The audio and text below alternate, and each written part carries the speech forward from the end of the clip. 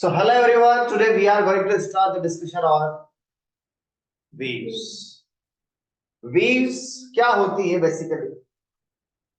Wave is a pattern in which energy gets transformed from one point of the medium to another. एक point से energy, जैसे कि हम बोल रहे हैं, जब बोल रहे हैं तो साउंड एनर्जी प्रोड्यूस हो रहा है, तो वो साउंड एनर्जी एक जगह से दूसरी जगह कैसे जा रहा है? साउंड वेव में जा रहा है। या फिर लाइट प्रोपोगेशन को हम देखें तो लाइट क्या है? एक इलेक्ट्रोमैग्नेटिक वेव है, तो वो कैसे प्रोपोगेट करती है? वो वेव्स होता है बेसिकली। वेव्स अपने साथ मोमेंटम और एनर्जी दोनों लेती है। वेव को हम कैसे क्लासिफाई कर सकते हैं? तीन तरीके से क्लासिफाई कर सकते हैं। On the basis of medium requirement, on the basis of the vibration of the particles, on the basis of propagation. So three types of waves. One second.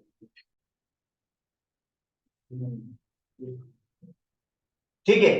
On the basis of medium, on the basis of vibration, on the basis of, तो on the basis of medium requirement यानी कि दो प्रकार की wave होगी, mechanical और non mechanical. Mechanical wave वो wave है जिसके लिए मीडियम रिक्वायर्ड है, जिसके प्रोपोगेशन के लिए मीडियम चाहिए, जैसे कि साउंड वेव। साउंड के लिए मीडियम चाहिए कि नहीं चाहिए? चाहिए। तो फिर वो हो गई हमारी mechanical wave. Non mechanical wave कैसी हो जाएगी फिर? जिसके लिए मीडियम का रिक्वायरमेंट नहीं है, they can also travel in vacuum.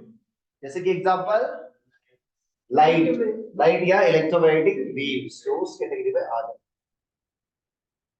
तो फिर सर मैकेनिकल वेव कौन कौन सी होगी? साउंड वेव और वाटर वेव्स। और नॉन मैकेनिकल वेव क्या हो जाएगी? इलेक्ट्रोमैग्नेटिक वेव या लाइट, ये आ जाती है नॉन मैकेनिकल। वाइब्रेशंस के बेसिस पर देखें तो जब वेव चलती है तो मीडियम के पार्टिकल्स वाइब्रेट करते हैं। दो तरीके से कर सकते हैं, या तो वेव प्रोपोगेशन के डायरेक्शन के परपेंडिकुलर, या वेव प्रोपोगेशन की ही डायरेक्शन में वाइब्रेशन हो सकता है। तो वेव प्रोपोगेशन का डायरेक्शन के परपेंडिकुलर रहेगा तो कौन सा वेव होता है? Transverse wave. और जब वेव प्रोपोगेशन के अलोंग होता है तो लॉन्गिट्यूडिनल वेव है। साउंड क्या है? लॉन्गिट्यूडिनल वेव है, जबकि लाइट क्या है? ट्रांसवर्स वेव है। इलेक्ट्रोमैग्नेटिक वेव भी क्या है? Transverse wave. और जब स्ट्रिंग में वेव जनरेट की जाती है वो भी क्या है? Transverse wave. ट्रांसवर्स वेव होती है। वाटर वेव ट्रांसवर्स और लॉन्गिट्यूडिनल दोनों टाइप की हो सकती है। अब यहाँ पर एक चीज और ध्यान से देखिए आप, कि only transverse wave can be polarised. Longitudinal wave को पोलराइज नहीं किया जा सकता। साउंड का पोलराइजेशन नहीं होता है, लाइट का पोलराइजेशन होता है। ठीक है। On the basis of the propagation, यानी कि वेव प्रोपोगेशन के बेसिस पर भी दो में बांट सकते हैं आप। एक होती है प्रोग्रेसिव या ट्रेवलिंग वेव, और एक होती है हमारी स्टैंडिंग वेव, जिसको क्या बोलते हैं? Stationary wave. स्टेशनरी वेव क्या होती है? ट्रेवलिंग वेव मतलब तो वो तो आगे चलेगी, ट्रेवलिंग नाम से पता चलता है। ट्रेवलिंग वेव मतलब क्या है? वो आगे बढ़ती, यानी कि समय के साथ आगे चली जाती है, दैट इज ट्रेवलिंग वेव। लेकिन जो स्टैंडिंग वेव होती है वो आगे जाती नहीं है, एक पर्टिकुलर रीजन में कांस्टेंट रहती है और उधर ही वाइब्रेट करती है। कौन? Standing wave. और स्टैंडिंग वेव बनती है दो ट्रेवलिंग वेव जो कि ऑपोजिट डायरेक्शन से आ रही है, उनके कॉम्बिनेशन, उनके superposition. So two traveling wave moving in the opposite direction, when they superimpose the point, we get what? Standing wave. तो पहले तो हम लोगों ने क्या पढ़ना है? प्रोग्रेसिव वेव के बारे में पढ़ना है। प्रोग्रेसिव वेव खत्म होने के बाद क्या पढ़ेंगे? स्टैंडिंग वेव के बारे में चर्चा करेंगे।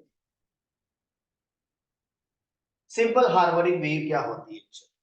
तो सिंपल हार्मोनिक वेव क्या है? एक तरह से जिसमें कि सभी पार्टी, देखो जब मीडियम में वेव प्रोपोगेट करती है, वेव हमेशा स्ट्रेट लाइन में चलती है। पहली चीज, कुछ लोगों को लगता है कि वेव जो है लहरा लहरा के चलती है, बट वेव लहरा लहरा के नहीं चलती। लाइट कैसे चलती है? लहरा लहरा के, कि एक स्ट्रेट लाइन में चलती है।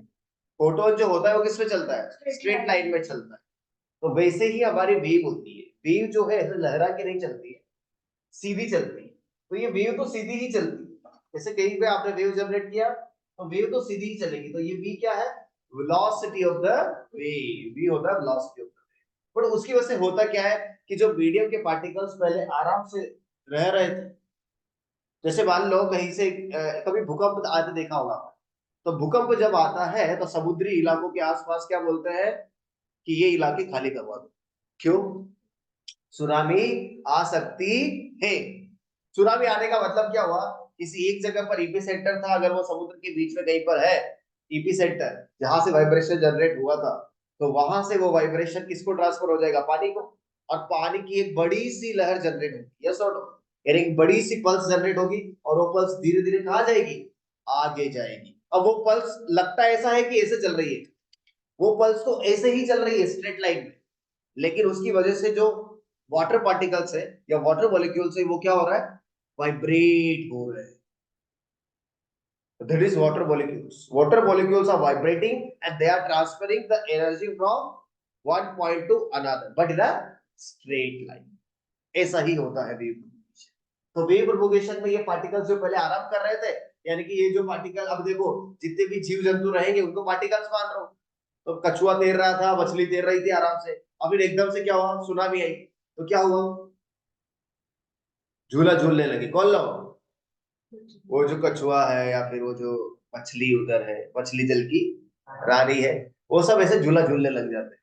तो बेसिकली क्या हो गया, जब तक वेव जनरेट नहीं की गई थी तब तक ये आराम से थे, फिर जब वेव जनरेट हुआ तो ये सब क्या करने लग गए, वाइब्रेट करने लग गए। और अगर ट्रांसवर्स वेव है तो फिर ये वेव प्रोपोगेशन की डायरेक्शन के परपेंडिकुलर वाइब्रेट करेंगे, और अगर ये लॉन्गिट्यूडनल वेव है तो उसी दिशा में वाइब्रेट करेंगे। समझ में आया एग्जांपल आपको, यस बहुत सही है। तो एक वेव का इक्वेशन, अब ये सब लोग एसएचएम अगर करते हैं, एसएचएम का मतलब क्या होता है, सिंपल हार्मोनिक मोशन, कल ये अपन ने डिस्कस किया था। तो सिंपल हार्मोनिक मोशन का इक्वेशन क्या होता है, a sin omega t plus phi, क्या होता है, a sin omega t plus, तो a क्या होता है एम्पलीट्यूड, ओमेगा क्या होता है एंगुलर फ्रीक्वेंसी, t क्या होता है टाइम, और फाई क्या होता है फेज कांस्टेंट या इनिशियल फेज उसको कहते हैं। ये हर, अब देखो ये जब आपने लिखा है ये तो किसी एक के लिए लिखा है, बट एक थोड़ी कर रहा है, इसमें क्या हो रहा है, सब लोग मतलब क्या कर रहे हैं, एसएचएम कर रहे हैं। तो ओनली डिफरेंस इज, जैसे उधर से सुनामी आई और यहाँ पर मछली नंबर 1 है, यहाँ पे मछली नंबर 2, तो कौन सी मछली पहले झूला झूलेगी, ये वाली मछली पहले झूला झूलेगी और बाद में ये वाली मछली झूला झूलेगी, यही होगा ना, यानी कि ये ऐसे करेगी तो ये भी ऐसे करेगी, बट कुछ समय के बाद, समय के बाद मतलब सबका टी क्या होगा, अलग अलग होगा, करेंगे तो वही, एसएचएम भी वही होगा, टाइम पीरियड भी वही होगा, एम्पलीट्यूड भी वही होगा, लेकिन एक डिफरेंस होगा इसका, ओमेगा टी प्लस पाई का डिफरेंस, जिसको बोलते हैं फेज, क्या बोलते हैं फेज। तो यानी कि सभी का फेज अलग अलग, they will follow the same thing but with a different phase. समझ रहे ना, जैसे देखो अभी 12th के जो बच्चे हैं, लेट्स से जेई लिखने वाले हैं, ठीक है, अभी जो 11th में बच्चे हैं वो नेक्स्ट ईयर जेई लिखेंगे, they will go through the same procedure but with the difference of time, and whenever there is time difference there is phase difference, सही बात है गलत बात है, when there is path difference there is time difference there is phase difference, ये सब एक साथ चलता है। तो रिलेशन आपको पता होना चाहिए, phase difference upon 2 pi is equal to path difference upon lambda is equal to time difference upon capital T, ये होता है कैपिटल टी होता है टाइम पीरियड, लैम्डा होता है क्या वेवलेंथ। वेवलेंथ क्या होता है बेसिकली, कि जब एक वाइब्रेशन पूरा हुआ तब तक वेव कितना आगे बढ़ गई, जैसे ये पार्टिकल, ये मछली है, इसने एक वाइब्रेशन किया, तब तक वो वेव एनर्जी कितना आगे बढ़ गई एक रिवोल्यूशन में, उसको क्या कहते हैं हम लोग, उसको कहते हैं वेव लेंथ, क्या कहते हैं वेवलेंथ, यानी कि distance travelled by the wave और the energy in one oscillation, एक टाइम पीरियड में कितना आगे बढ़ गया। तो अगर वेलोसिटी v है, टाइम पीरियड कैपिटल t है, तो लैम्डा क्या आ जाएगा v इनटू कैपिटल t, और कैपिटल टी को क्या लिख सकते हैं 1 अपॉन f, तो v बराबर f लैम्डा, v बराबर f लैम्डा, v बराबर f लैम्डा, v बराबर f लैम्डा। अगर एंगुलर फ्रीक्वेंसी की बात करें तो 2 पाई बाई टी, और अगर एंगुलर वेव नंबर की बात करें तो 2 पाई बाई लैम्डा, तो v को लिख सकते हैं f लैम्डा या v को लिख सकते हैं ओमेगा बाई k, क्या लिख सकते हैं ओमेगा बाई k, ये सब मैंने लिखा हुआ है वैसे, ओमेगा का formula 2 pi f 2 pi by t, angular wave number k 2 pi by lambda. तो जब ऐसा हो रहा हो तो उस पर्टिकुलर वेव को क्या कहा जाता है, simple harmonic wave. Simple harmonic travelling wave में सभी पार्टिकल्स का एम्पलीट्यूड सेम होता है, सबका फ्रीक्वेंसी भी सेम होता है, सबका टाइम पीरियड भी सेम होता है, ओनली डिफरेंस किसका होता है, फेज का, किसका फेज का, यानी कि सब लोग एक ही काम करते हैं लेकिन अलग अलग समय पर, अलग अलग समय पर। हाँ, और दो पार्टिकल्स अगर लैम्डा डिस्टेंस से सेपरेटेड है, कितने डिस्टेंस है, तो उनका फेज सेम, क्योंकि अगर डिस्टेंस लैम्डा है तो फेज डिफरेंस होगा 2 पाई, और यहाँ तो साइन का फंक्शन आने वाला है, तो साइन का पीरियड कितना होता है 2 पाई। तो हर दो पॉइंट जो कि कितने डिस्टेंस से सेपरेटेड है लैम्डा से, वो सेम फेज में होता है। सेम फेज में होने का मतलब अगर ये अभी एच कर रहा है तो ये भी एच करे, और ये भिखारी है तो ये भी भिखारी। ये फेज का मतलब होता है। भिखारी का मतलब उसका जो है मेन पोजीशन पे ही वो है अभी, दैट इज भिखारी। पीक पर है तो अमीर, नेगेटिव पीक पर है तो बहुत गरीब, या फिर गरीबों में नंबर 1, अमीरों में नंबर 1, ऐसे। क्योंकि वेव जब चलेगी तो कोई ऊपर रहेगा, कोई मेन पोजीशन पे रहेगा। आप देख सकते हैं, आप ये सारे पार्टिकल सज गए ना, ये देखो आप, ये पार्टिकल सब ऐसे थे, ये पार्टिकल अभी तो यही है, बट ये कहां पहुंच गया यहाँ पर, ये कहां पर है यहाँ पर, ये कहां पहुंच गया, ये कहां है अभी यहीं पर है, ये कहां पहुंच गया यहाँ पर, ये कहां है, ये कहां पर है। तो दे आर चेंजिंग। और हाँ, ये वेव का सिर्फ एक फोटो है, बिकॉज वेव तो हमेशा क्या कर रही है, ट्रेवलिंग कर रही है। तो ये वेव का फोटो खींचा गया है कब, एट टाइम टी में। इसको बोलते हैं स्नैप ऑफ द वेव। आजकल बहुत स्नैपचैट चलाते बच्चे। अब स्नैप का मतलब तो समझो, स्नैप का मतलब है एक पर्टिकुलर टाइम पर आपने उसका फोटो क्लिक किया हुआ है। बिकॉज वेव तो क्या होती है हमेशा कंटिन्यूअसली क्या है, मूविंग है। इसलिए ये तो किसी पर्टिकुलर समय पर यहाँ पहुंचा है, थोड़ी देर बाद कहाँ पहुंचेगा यहाँ, फिर कहाँ पहुंचेगा यहाँ, फिर कहाँ पहुंचेगा यहाँ, फिर कहाँ पहुंचेगा यहाँ, फिर कहाँ पहुंचेगा यहाँ, ऐसे कर रहा है बेचारा। एक समय पर आपने फोटो खींच लिया उसको, तो वैसा हो जाता है। तो उसको वेव कर्व भी कहते हैं। क्या कहते हैं, वेव कर्व। यानी कि वेव पर्टिकुलर टाइम पर अगर आपने फोटो खींचा है तो that is called wave curve. यानी कि टी फिक्स हो जाता है उसमें। क्या फिक्स हो जाता है, तो एक वेव का इक्वेशन अगर आप देखें तो क्या आता है, a sin omega t minus k plus phi. ये हम सबको रटा हुआ है। कैसे आता है वो अभी वो महत्वाची विषय नहीं है। कल भी मैंने बोला था, कैसे से ज्यादा इंपॉर्टेंट क्या है अभी, क्या कैसे से ज्यादा इंपॉर्टेंट अभी इस पर्टिकुलर समय पर क्या हमने बता दिया ऐसे होता है वैसे होता है। जो वेव इक्वेशन क्या है वो नहीं है, वेव वैसी होती है वैसी होती है, ये चलता है वो चलता है, बट वेव इक्वेशन वो नहीं। वेव क्या होता है पता है, क्या है इक्वेशन पता है, a sin omega t minus के एक्स प्लस फाइव। ए बोले तो ओमेगा, बोले तो के, बोले तो टी, बोले तो एक्स, बोले तो एक्स डिस्प्लेसमेंट नहीं है। एक्स बताता हूं क्या है, x position of the particle, source से या ओरिजिन से। क्योंकि कितने सारे पॉइंट्स है यहाँ पर, बहुत सारे पॉइंट्स है ना, तो वो सभी पॉइंट्स का अलग अलग एक्स होगा, होगा कि नहीं होगा। तो किसी भी एक पर्टिकुलर पॉइंट का डिस्टेंस है कहां से, जैसे कि अगर मैं एक वेव बनाऊं तो यहाँ पर ये डिस्टेंस मान लो एक्स, और ये होता है उसका वाई। अगर यहाँ सोर्स है तो सोर्स से कितनी दूरी पर आपका पॉइंट है वो कहलाता है एक्स, और उसका डिस्प्लेसमेंट कितना है मेन पोजीशन से, उसको क्या कहते हैं वाई। तो displacement of position x at time t will give you the equation of the wave. अब वो बकवास चीज तो आपको पता ही होगा, सही v हो जाएगा ओमेगा बाई k, v बराबर f लैम्डा भी हो जाएगा। अच्छा, एक चीज, ओमेगा t और kx का साइन अगर सेम होता है तो नेगेटिव x में वेव जाती है, और ओमेगा t और kx का साइन ऑपोजिट होता है तो पॉजिटिव x में वेव जाती है। और ये हमको बताता है वेव प्रोपगेशन का डायरेक्शन, और ये बताता है हमको वाइब्रेशन का डायरेक्शन।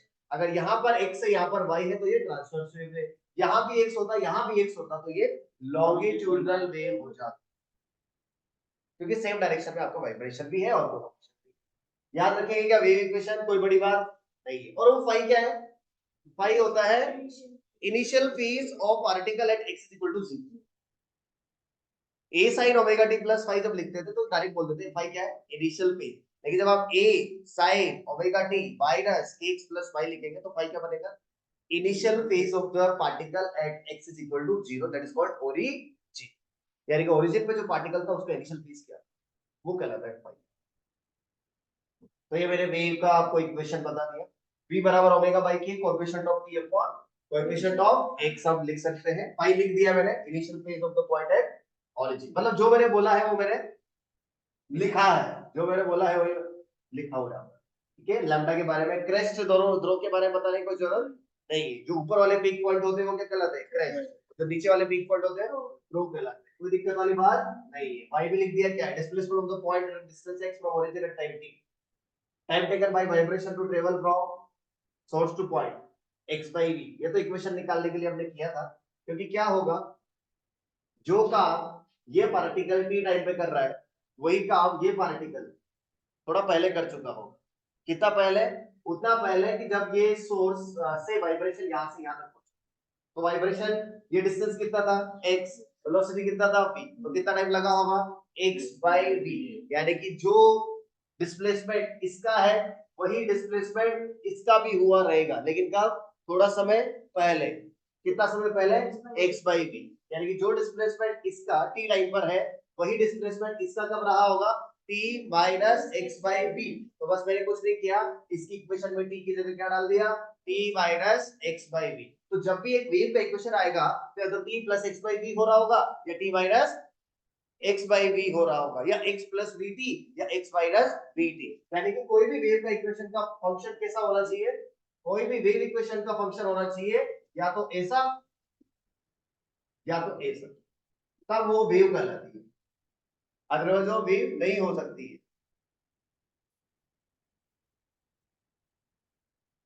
अदरवाइज वो वेव नहीं हो सकती है। x प्लस माइनस vt या t plus minus x by v, उसके बाद वो कभी भी इनफाइनाइट नहीं होना चाहिए। यानी कि भाई xt should be always be finite for all values of x and t। x और t की किसी भी वैल्यू के लिए क्या नहीं होना चाहिए? इनफाइनाइट नहीं होना चाहिए और कंटिन्यूअस भी होना चाहिए। कहीं पर ऐसा ना लगे वेव कैसे डिसकंटिन्यूअस कैसे हो सकता है, वेव शुड बी कंटिन्यूअस। ठीक है, तो ऐसे वेव को हम निकाल सकते हैं। Different forms of the wave equation से बहुत सारे क्वेश्चन आते हैं। देखो अभी जेईई मैथ्स में और नीट में अगर हम देखें तो 40% चांस है कि ये क्वेश्चन आ जाए। 40% तो यही चांस है कि आपको वेव इक्वेशन दे देगा, बोलेगा ओमेगा निकालो, लैम्बडा निकालो, फ्रीक्वेंसी निकालो, एंगुलर वेव नंबर निकालो, वेलोसिटी निकालो, डायरेक्शन ऑफ प्रोपगेशन निकालो, टाइप ऑफ वेव निकालो, फलाना और ढिमका। ऐसा क्वेश्चन आता है। Maximum velocity of the particle निकालो। अरे पार्टिकल का मैक्सिमम वेलोसिटी क्या होगा? ओमेगा ए, और वेव का वेलोसिटी क्या होगा? ओमेगा बाई के।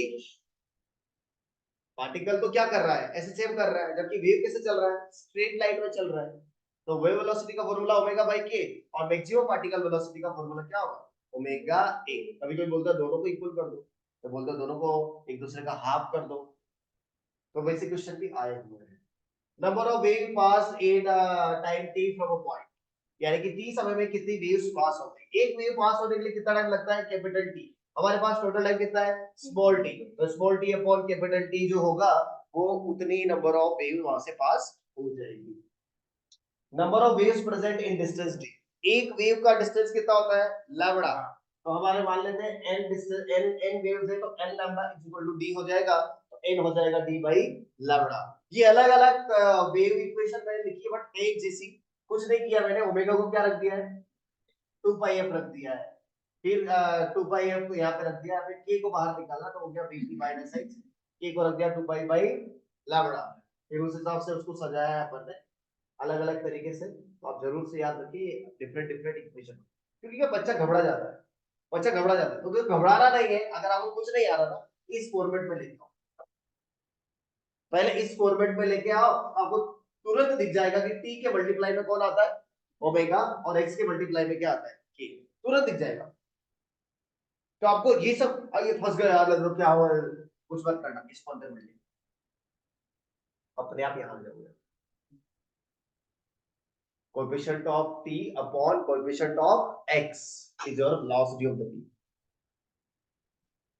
ये देखो जिसकी बात हम अभी कर रहे थे। एम्पलीट्यूड कितना है? 5। ओमेगा कितना है?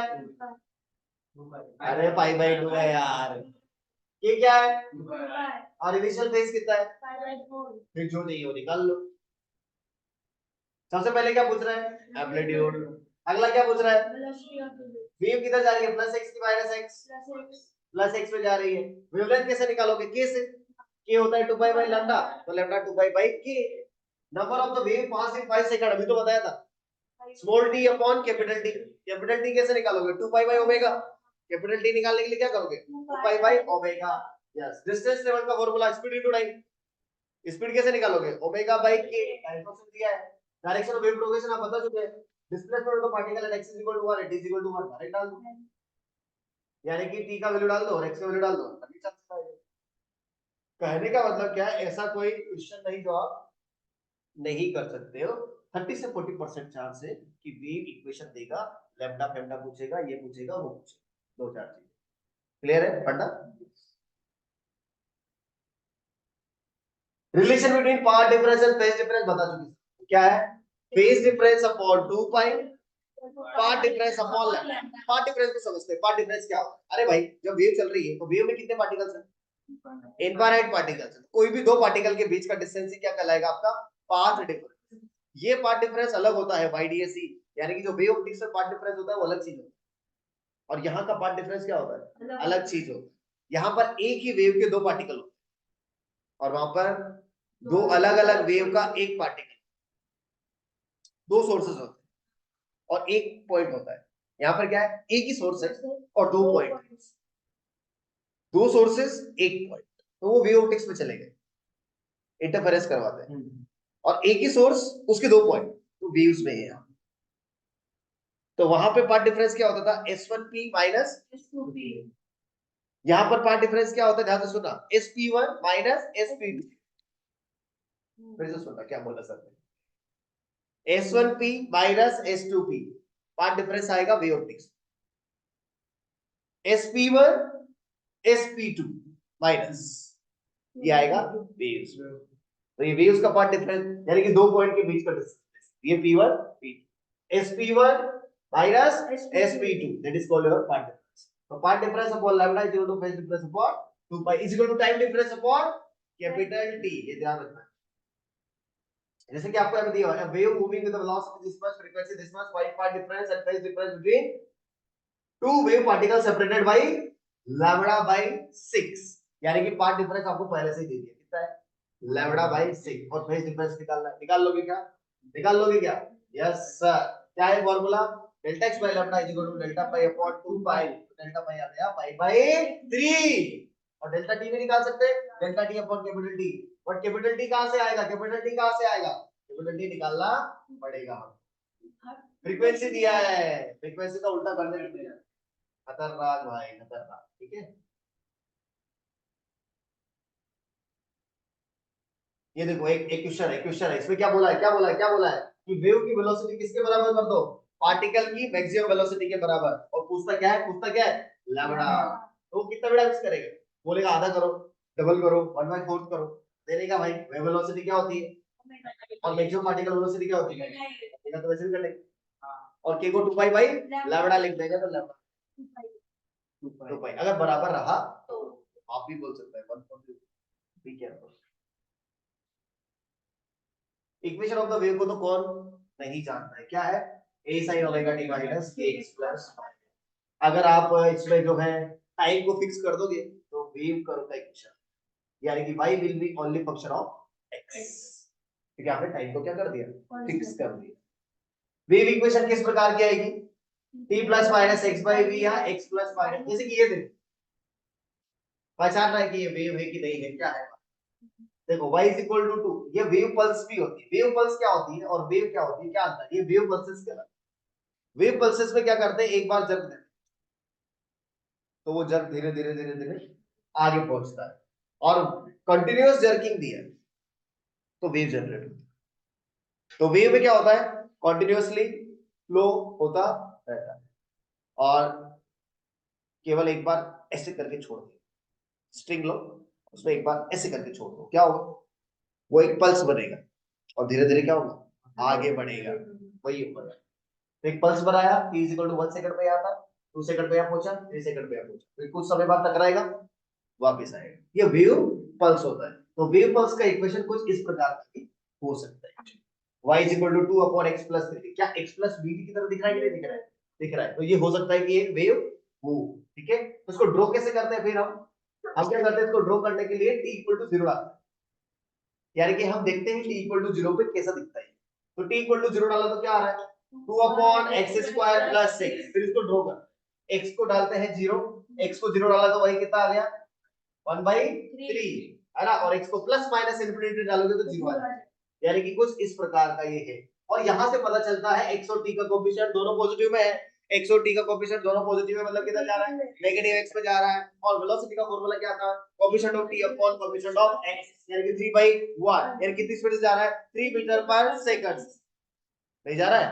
यानी कि आपने t इक्वल टू 0 का बनाया, कोई बोले t इक्वल टू 1 सेकंड का बनाओ, तो 1 सेकंड में कितनी डिस्टेंस ट्रेवल करेगा ये, वेलोसिटी कितनी आ गई आपकी 3, तो डिस्टेंस का फार्मूला क्या होता है स्पीड इनटू टाइम, स्पीड आ गई 3 और टाइम कितना बोला 1, 3 इनटू 1 कितना आगे खिसक जाएगा वो 3 मीटर या 3 सेंटीमीटर, डिपेंड करता है कि x किस पे दिया हुआ, ठीक है। तो उस हिसाब से तो मैंने वैसे पता लगा दिया travelling in negative x direction, velocity आ गया, 1 सेकंड का बनाना है तो कितना किसका दिया 3 मीटर, यानी कि पूरे ही पल्स को मैंने कितना किसका दिया 3 मीटर, यानी कि p कितने से शिफ्ट हो गया 3 मीटर से शिफ्ट हो गया, कितने सेकंड में 1 सेकंड में, ऐसा।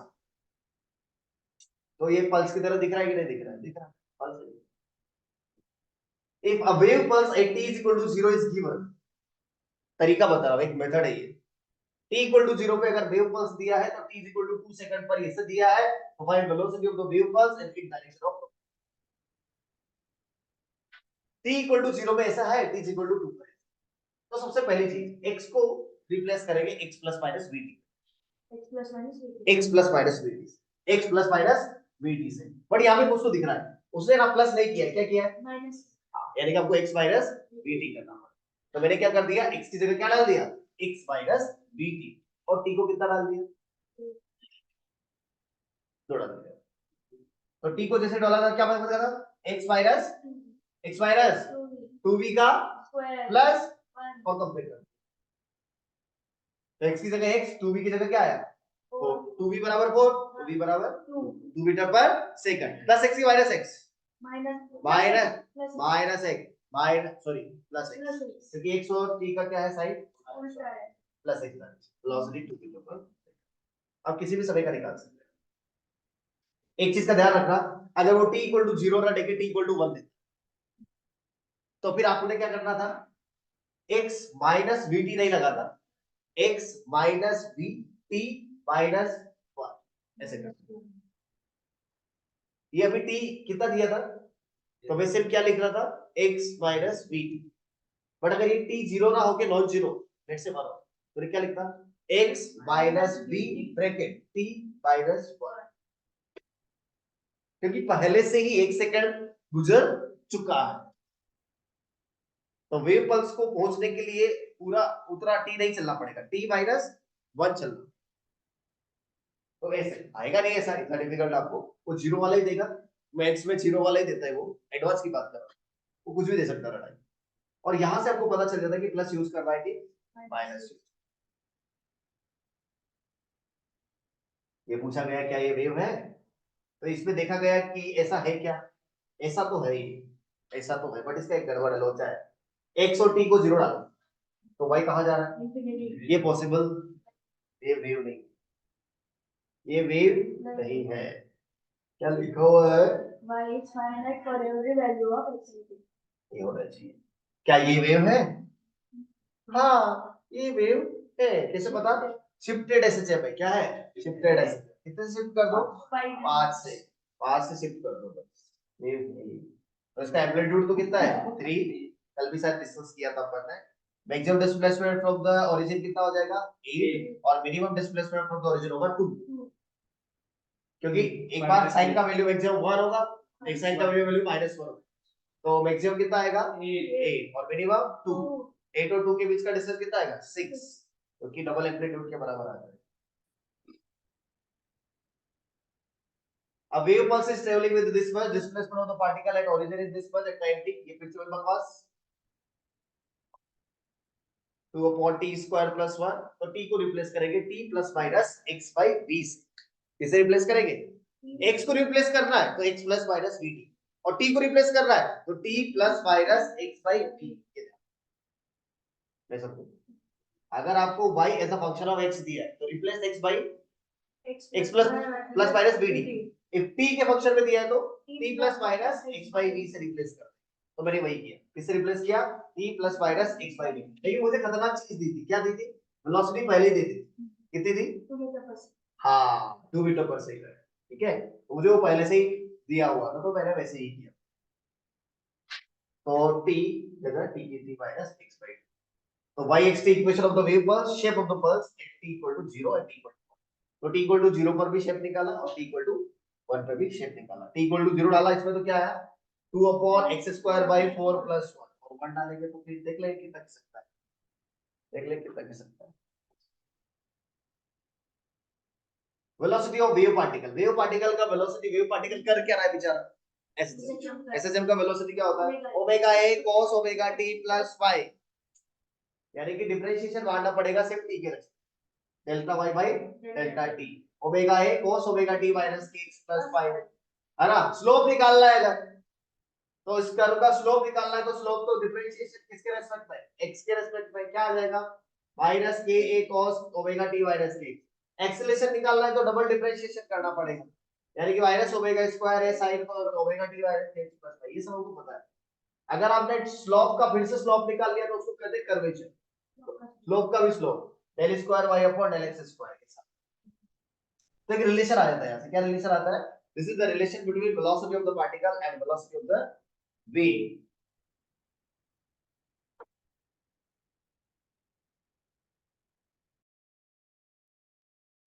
चलो आगे बढ़ेंगे। तो वेलोसिटी ऑफ पार्टिकल आ जाता है minus of velocity of the wave into slope, actually ये रिलेशन होता है, कभी-कभी ये रिलेशन नीट के एग्जाम में डायरेक्ट पूछा जाएगा, what is the relation between velocity of the wave and velocity of the particle.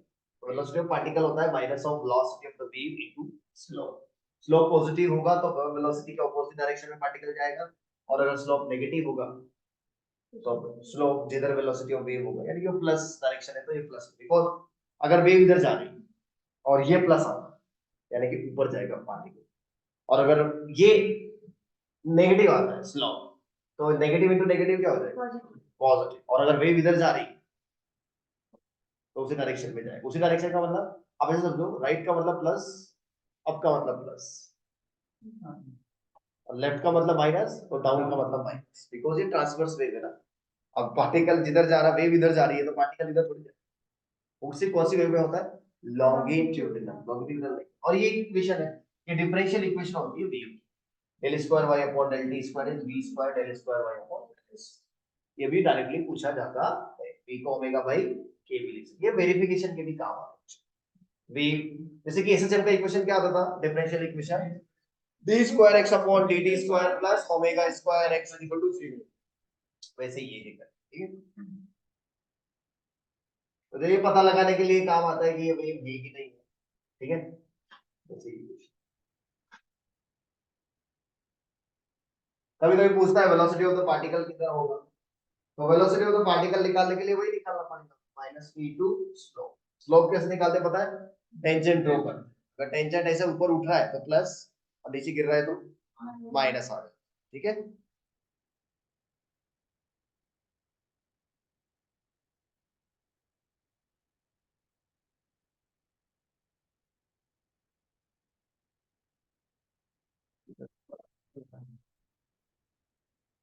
अभी अरे फ्लाइट पे तो मैं डाल दूंगा,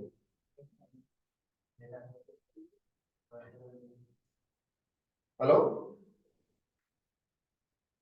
अरे अभी मैं रिकॉर्डिंग कर रहा हूँ, मुझे थोड़ा काम है, चाबी दो।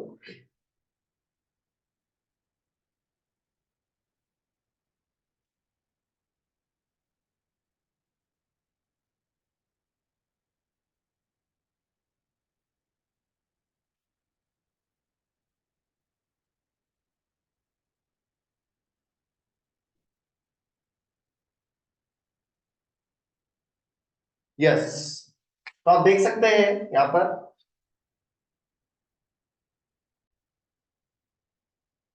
या तो देखो एक चीज को ध्यान दो यहाँ पर, जैसे इस जगह पर देखते हैं स्लोप पॉजिटिव है कि नेगेटिव, और वेव किधर जा रही है, यानी कि v भी प्लस है और स्लोप भी प्लस है, ये भी प्लस ये भी प्लस, तो क्या आएगा माइनस, यानी कि माइनस का मतलब होगा नीचे, यानी कि पार्टिकल नीचे, सब वेलोसिटी नीचे होगी। यहाँ पे देखो स्लोप कैसा है, नेगेटिव है। नेगेटिव स्लोप है, वेलोसिटी तो पॉजिटिव है, तो नेगेटिव नेगेटिव क्या आ जाएगा, तो ऊपर जाएगा। ऐसे भी आप डिसाइड कर सकते हैं।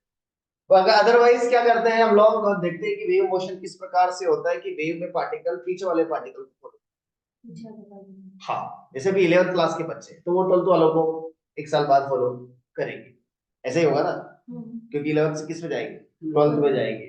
या फिर जैसे मान लो कि आपके छोटे भाई बहन आपको फॉलो करेंगे, राइट। जैसे अगर आप अगर बीड़ी पीते हैं मान लो थोड़ा स्टैंडर्ड बढ़ा देते हैं, सिगरेट पीते हैं थोड़ा और स्टैंडर्ड बढ़ाते हैं, है ना, दारू की बात मतलब समझ जाओ आप, तो फिर वो क्या बोलेगा, पेरेंट्स बोलते हैं बेटा ये सब गलत शौक है नहीं करने, फिर वो क्या बोलेगा, अरे ये बड़ा तो पीता है, उसको तो कुछ बोलते नहीं है मुझे। यानी कि हो क्या रहा है, वेव अगर इधर से इधर को जा रही, तो जो इधर वाले पार्टिकल है और इधर वाला पार्टिकल जो ये करेगा वही ये करेगा। ये अगर बीड़ी पी रहा है तो ये पक्का बीड़ी पिए थोड़े समय के बाद इतना ही अंतर है, only difference is of time. यानी कि आप 12th क्लास में जाके फेल हो रहे हैं तो वो भी 12th में आएगा और भी फेल हो जाएगा एक साल के बाद, क्योंकि वो 11th में है। तो वही इसके साथ है बेचारे के साथ। तो ये वेव किधर से आ रही है, इधर से आ रही है, तो इसके इधर वाला पार्टिकल किधर है, इसके नीचे के ऊपर है, नीचे, तो ये भी नीचे जाएगा। अरे भाई ये जो पार्टिकल है ये इसके नीचे था कि ऊपर था, नीचे, तो ये भी थोड़ी देर बाद नीचे जाएगा। और यहाँ देखते हैं इसके पीछे वाला पार्टिकल ये है, इसके ऊपर है कि नीचे, ऊपर, तो ये भी ऊपर है।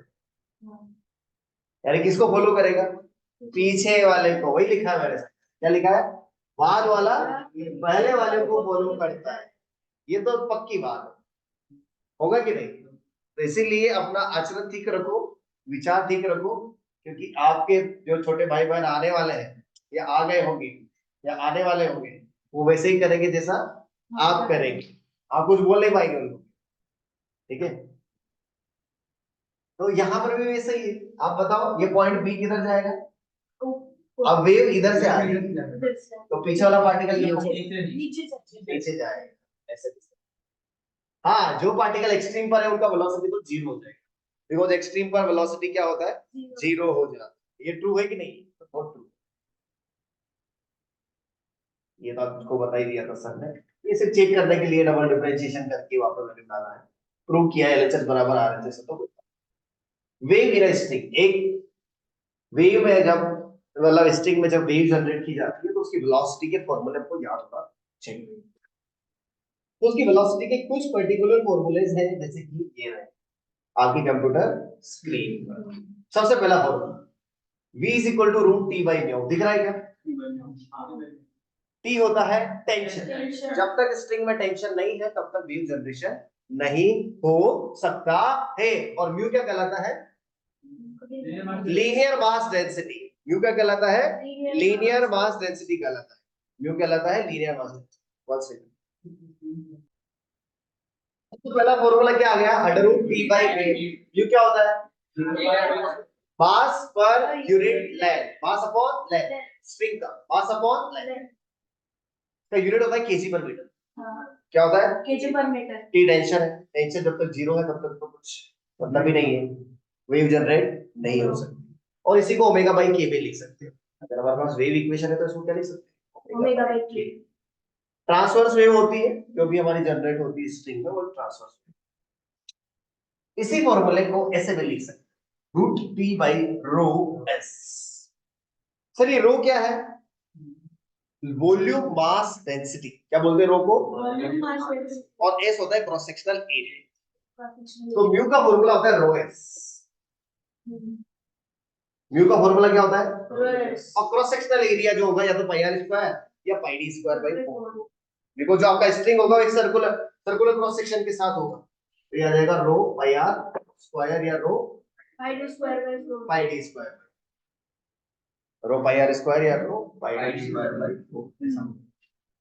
रूट सिग्मा बाई रो भी लिख सकते हैं आप, सिग्मा बोले तो स्ट्रेस, क्या बोलते हैं, बिकॉज़ जब यहाँ पर वेव जनरेशन होता है ना, देखो वेव जनरेशन ऐसा नहीं कि हर मीडियम में होता है, सबसे पहले तो वहां पर इलास्टिसिटी होना बहुत जरूरी है। इलास्टिसिटी नहीं है तो वेव जनरेट होता नहीं है। स्ट्रेस आना चाहिए। स्ट्रेस होता है मीडियम में, यानी कि उस स्ट्रिंग अगर वो स्ट्रिंग इलास्टिक नहीं है, उसके बाद इलास्टिक प्रॉपर्टीज नहीं है, तो हो ही नहीं सकता उसमें वेव जनरेशन। क्योंकि होता क्या है, स्ट्रेच होता है। जब वेव जनरेशन होता है तो स्ट्रिंग के लेंथ में वेरिएशन, स्ट्रेन आता है, स्ट्रेस आता है, तो इलास्टिसिटी तो होना चाहिए। बिना इलास्टिसिटी के वेव प्रोपगेशन नहीं हो सकता, क्योंकि कुछ पॉइंट खुलते हैं, कुछ पॉइंट बंद होते हैं, तो इलास्टिसिटी तो वहां पर चाहिए ही चाहिए, अदरवाइज ये पॉसिबल है। ठीक है, तो वायर का वॉल्यूम अपन ने लिख दिया। ये टीएल बाई एम भी लिख सकते हैं आप, कोई दिक्कत नहीं है। टी बाई रो एस लिख सकते हैं, सिग्मा बाई रो लिख सकते हैं, और हुक के नियम से वाई को, सॉरी सिग्मा को वाई एप्सिलॉन। एप्सिलॉन क्या होता है?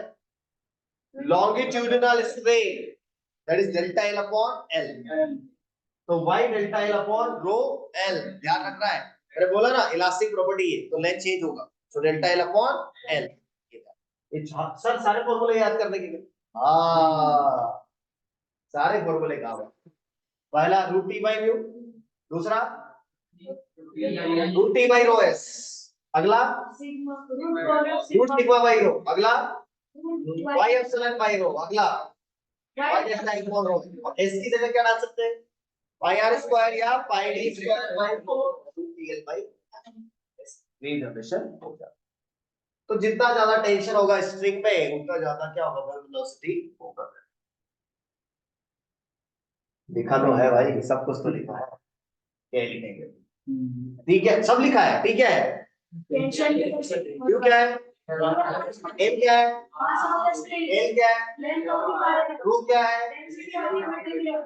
एस क्या है, सिग्मा क्या है, वाई क्या है, एप्सिलॉन क्या है, और डेल्टा एल क्या है।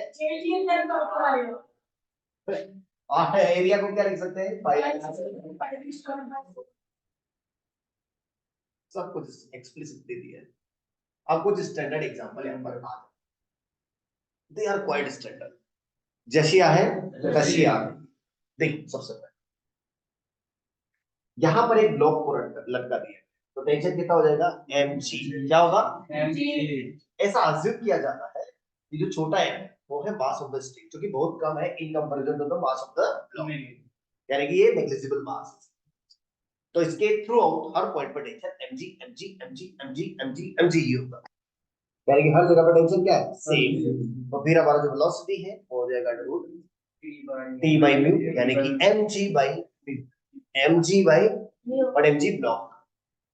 तो ये हर जगह वेलोसिटी सेम, ठीक है, हर जगह वेलोसिटी क्या होगा, क्या लिखा है सर यहाँ पर, tension is uniform through the length via velocity, तो वेलोसिटी हो जाएगा under root mg upon m by m है स्ट्रिंग का मास, l है स्ट्रिंग का लेंथ, mg है ब्लॉक का वेट। ठीक है, और इसी में वेलोसिटी थ्रू आउट सेम रहेगा। टाइम पूछेगा आपसे ऊपर जाने का, टाइम हो जाएगा डिस्टेंस अपॉन स्पीड।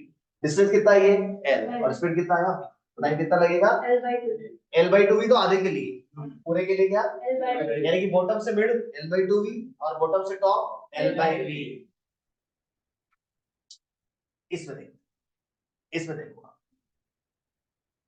इस स्ट्रिंग में अगर हम टेंशन देखिए तो ये दोनों ब्लॉक की वजह से है, बट इस स्ट्रिंग में टेंशन सिर्फ इस ब्लॉक की, बिकॉज़ टेंशन नीचे वालों की वजह से है, प्रेशर ऊपर वालों की वजह से आता है, नॉर्मल ऊपर वालों की वजह से आता है, लेकिन जो टेंशन होता है ना वो नीचे वाले लोग,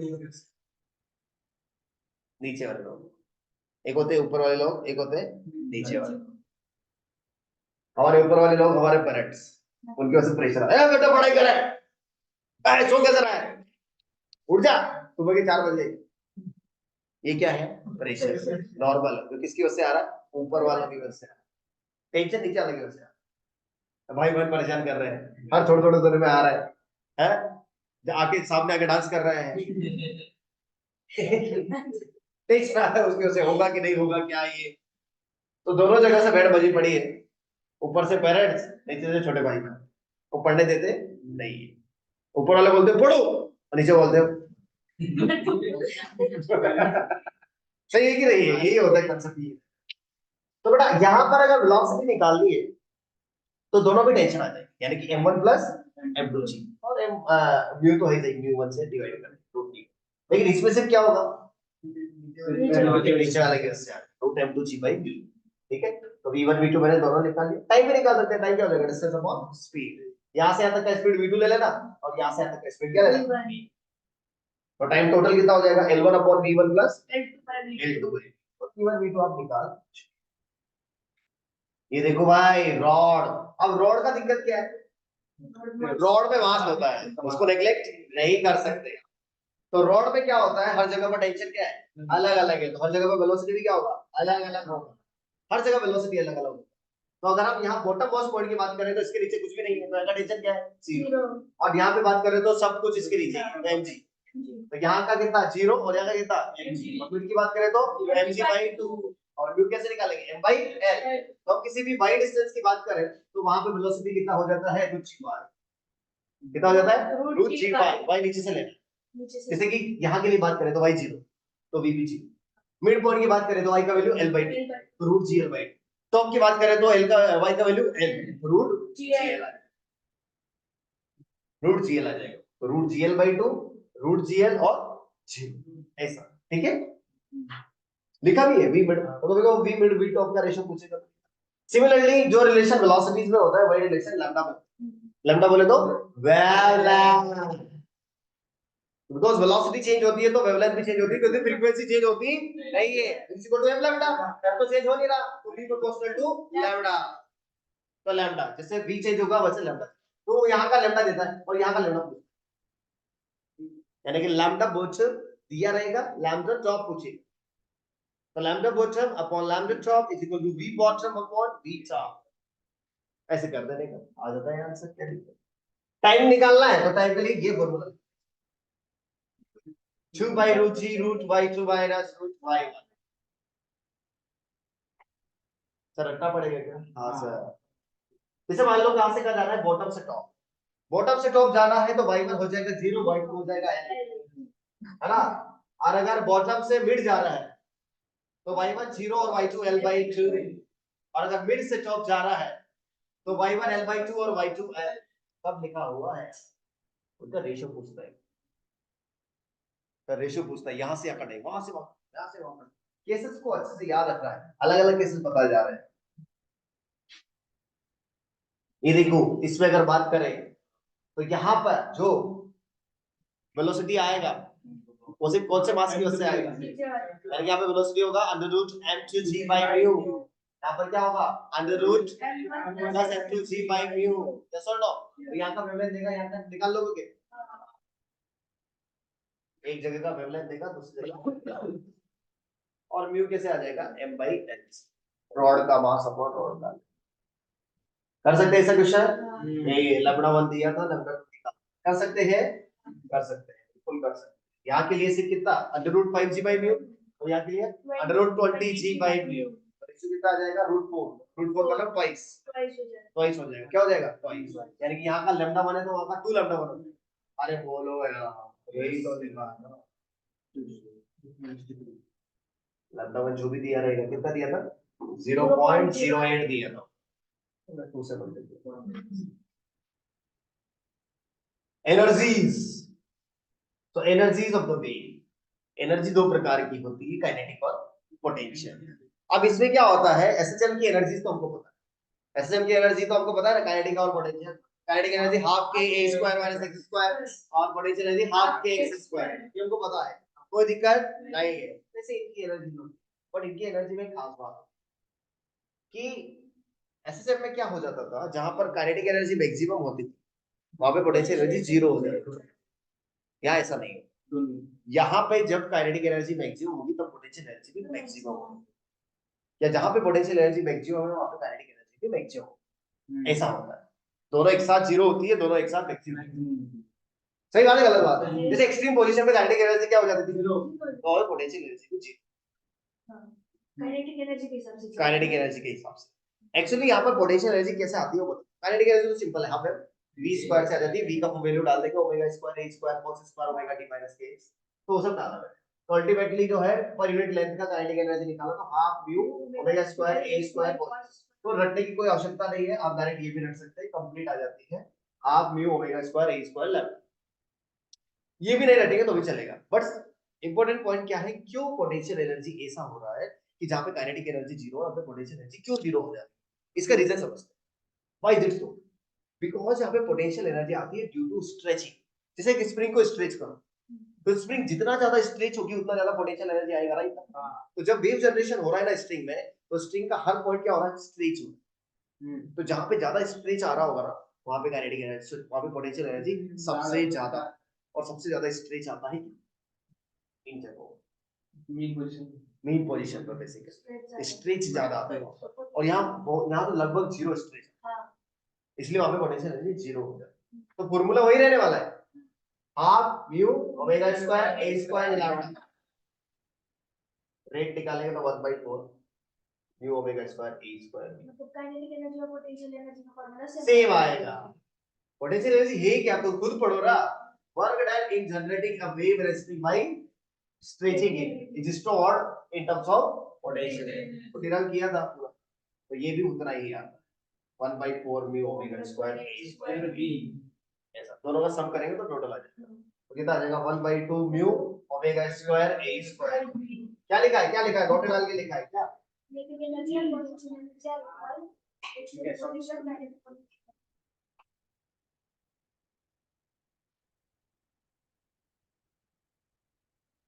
टोटल एनर्जी निकाला तो कितना आया, half mu omega square, power निकाला तो पावर ऐसा है। ये फॉर्मूले रटने पड़ेंगे, there is no other way. वो नहीं रटा तो चलेगा, ये तो रटना पड़ता है। पावर का क्या फॉर्मूला आ गया, half mu omega square A square T omega square A square by 2v और half rho S omega square A square T. मान लो इसको ही भूल गया तो इंटेंसिटी को तो जरूर याद, इंटेंसिटी ऑफ द वेव का फॉर्मूला तो का याद होना चाहिए। क्यों बड़ा कर रहे हैं, पता लग रहा है क्या? क्योंकि बड़ा करने से क्या होता है, चीजें हमको अच्छे से घुस जाती है, बड़ा कर करके देखिए। तभी तो वो जब बुढ़े लोग पहले पढ़ते थे तो वो लेके घूमते थे, क्या बोलते हैं, मैग्नीफाइंग ग्लास ढूंढने के लिए, है ना? तो वही है, क्या है इंटेंसिटी का formula, half rho omega square A square. Omega को 2 पाई एफ लिख सकते हैं, क्या लिख सकते हैं, 2 पाई एफ का स्क्वायर करेंगे तो क्या हो जाएगा, 4 पाई स्क्वायर एफ स्क्वायर। अब इसमें एक एक चीज का मीनिंग देखते हैं। रो क्या है, डेंसिटी, है ना, केजी पर मीटर क्यूब वाले। ओमेगा क्या है, एंगुलर फ्रीक्वेंसी। ए क्या है, बी क्या है, सिंपल है। यहाँ पे एफ क्या है, वेलोसिटी का formula under root T by mu, छह फॉर्मूले, छह फॉर्मूले हो जाएंगे, ठीक है। और म्यू होता है रो एस, तो अगर म्यू दिया रहेगा तो रो भी निकाल लेंगे, rho is equal to mu by S. अब फॉर अ गिवन मीडियम के लिए रो कांस्टेंट रहता है तो बी भी कांस्टेंट रहेगा, I proportional to a square, ये यही से निकल गया। इंटेंसिटी जो होता है एम्पलीट्यूड के स्क्वायर के प्रोपोर्शनल होता है, यानी कि a1 अपॉन a2 अगर 2 है तो i1 अपॉन i2 होगा 4, ऐसा स्क्वायर के प्रोपोर्शनल होता है। Transverse wave, reflection of transverse wave में क्या ध्यान रखना है, सिर्फ जब भी ट्रांसवर्स वेव एक रेयर मीडियम से टकरा के आ रही है, किससे, तो पाई का फेज चेंज नहीं है।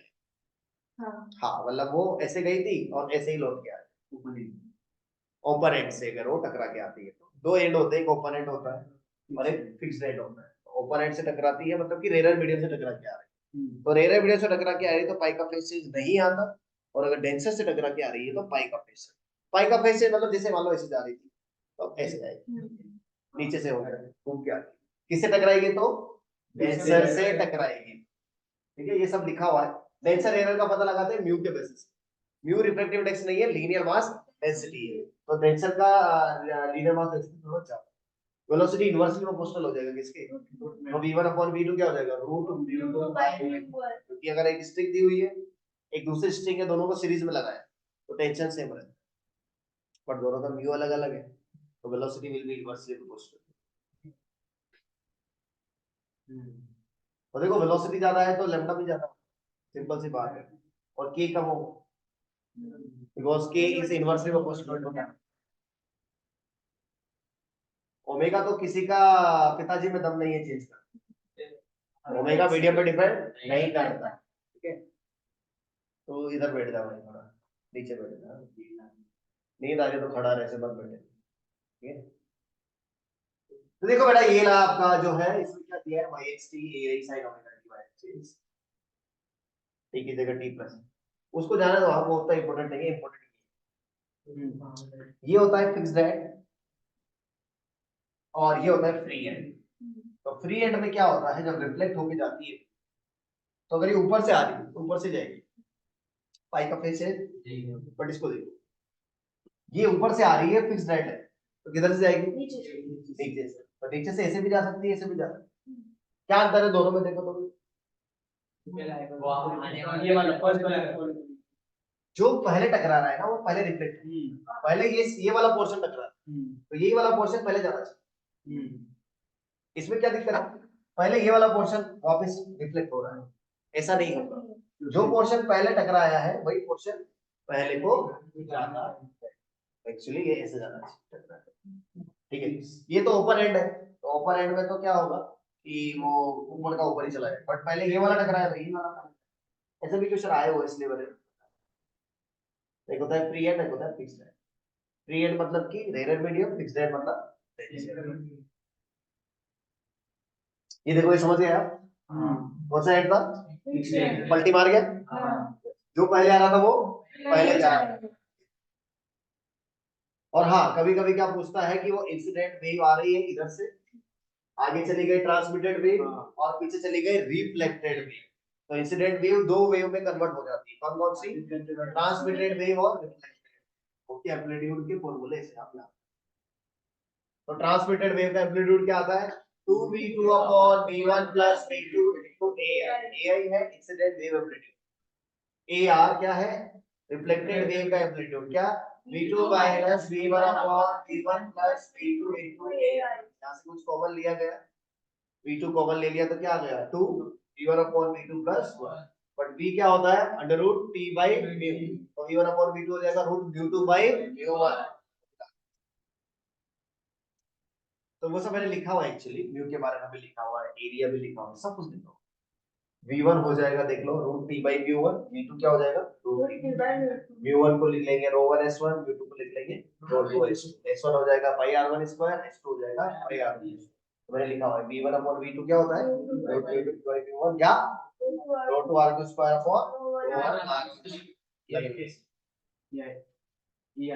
ai amplitude of the incident wave, ai क्या है amplitude of the incident wave, ar क्या है amplitude of the reflected wave, at क्या है amplitude of the transmitted,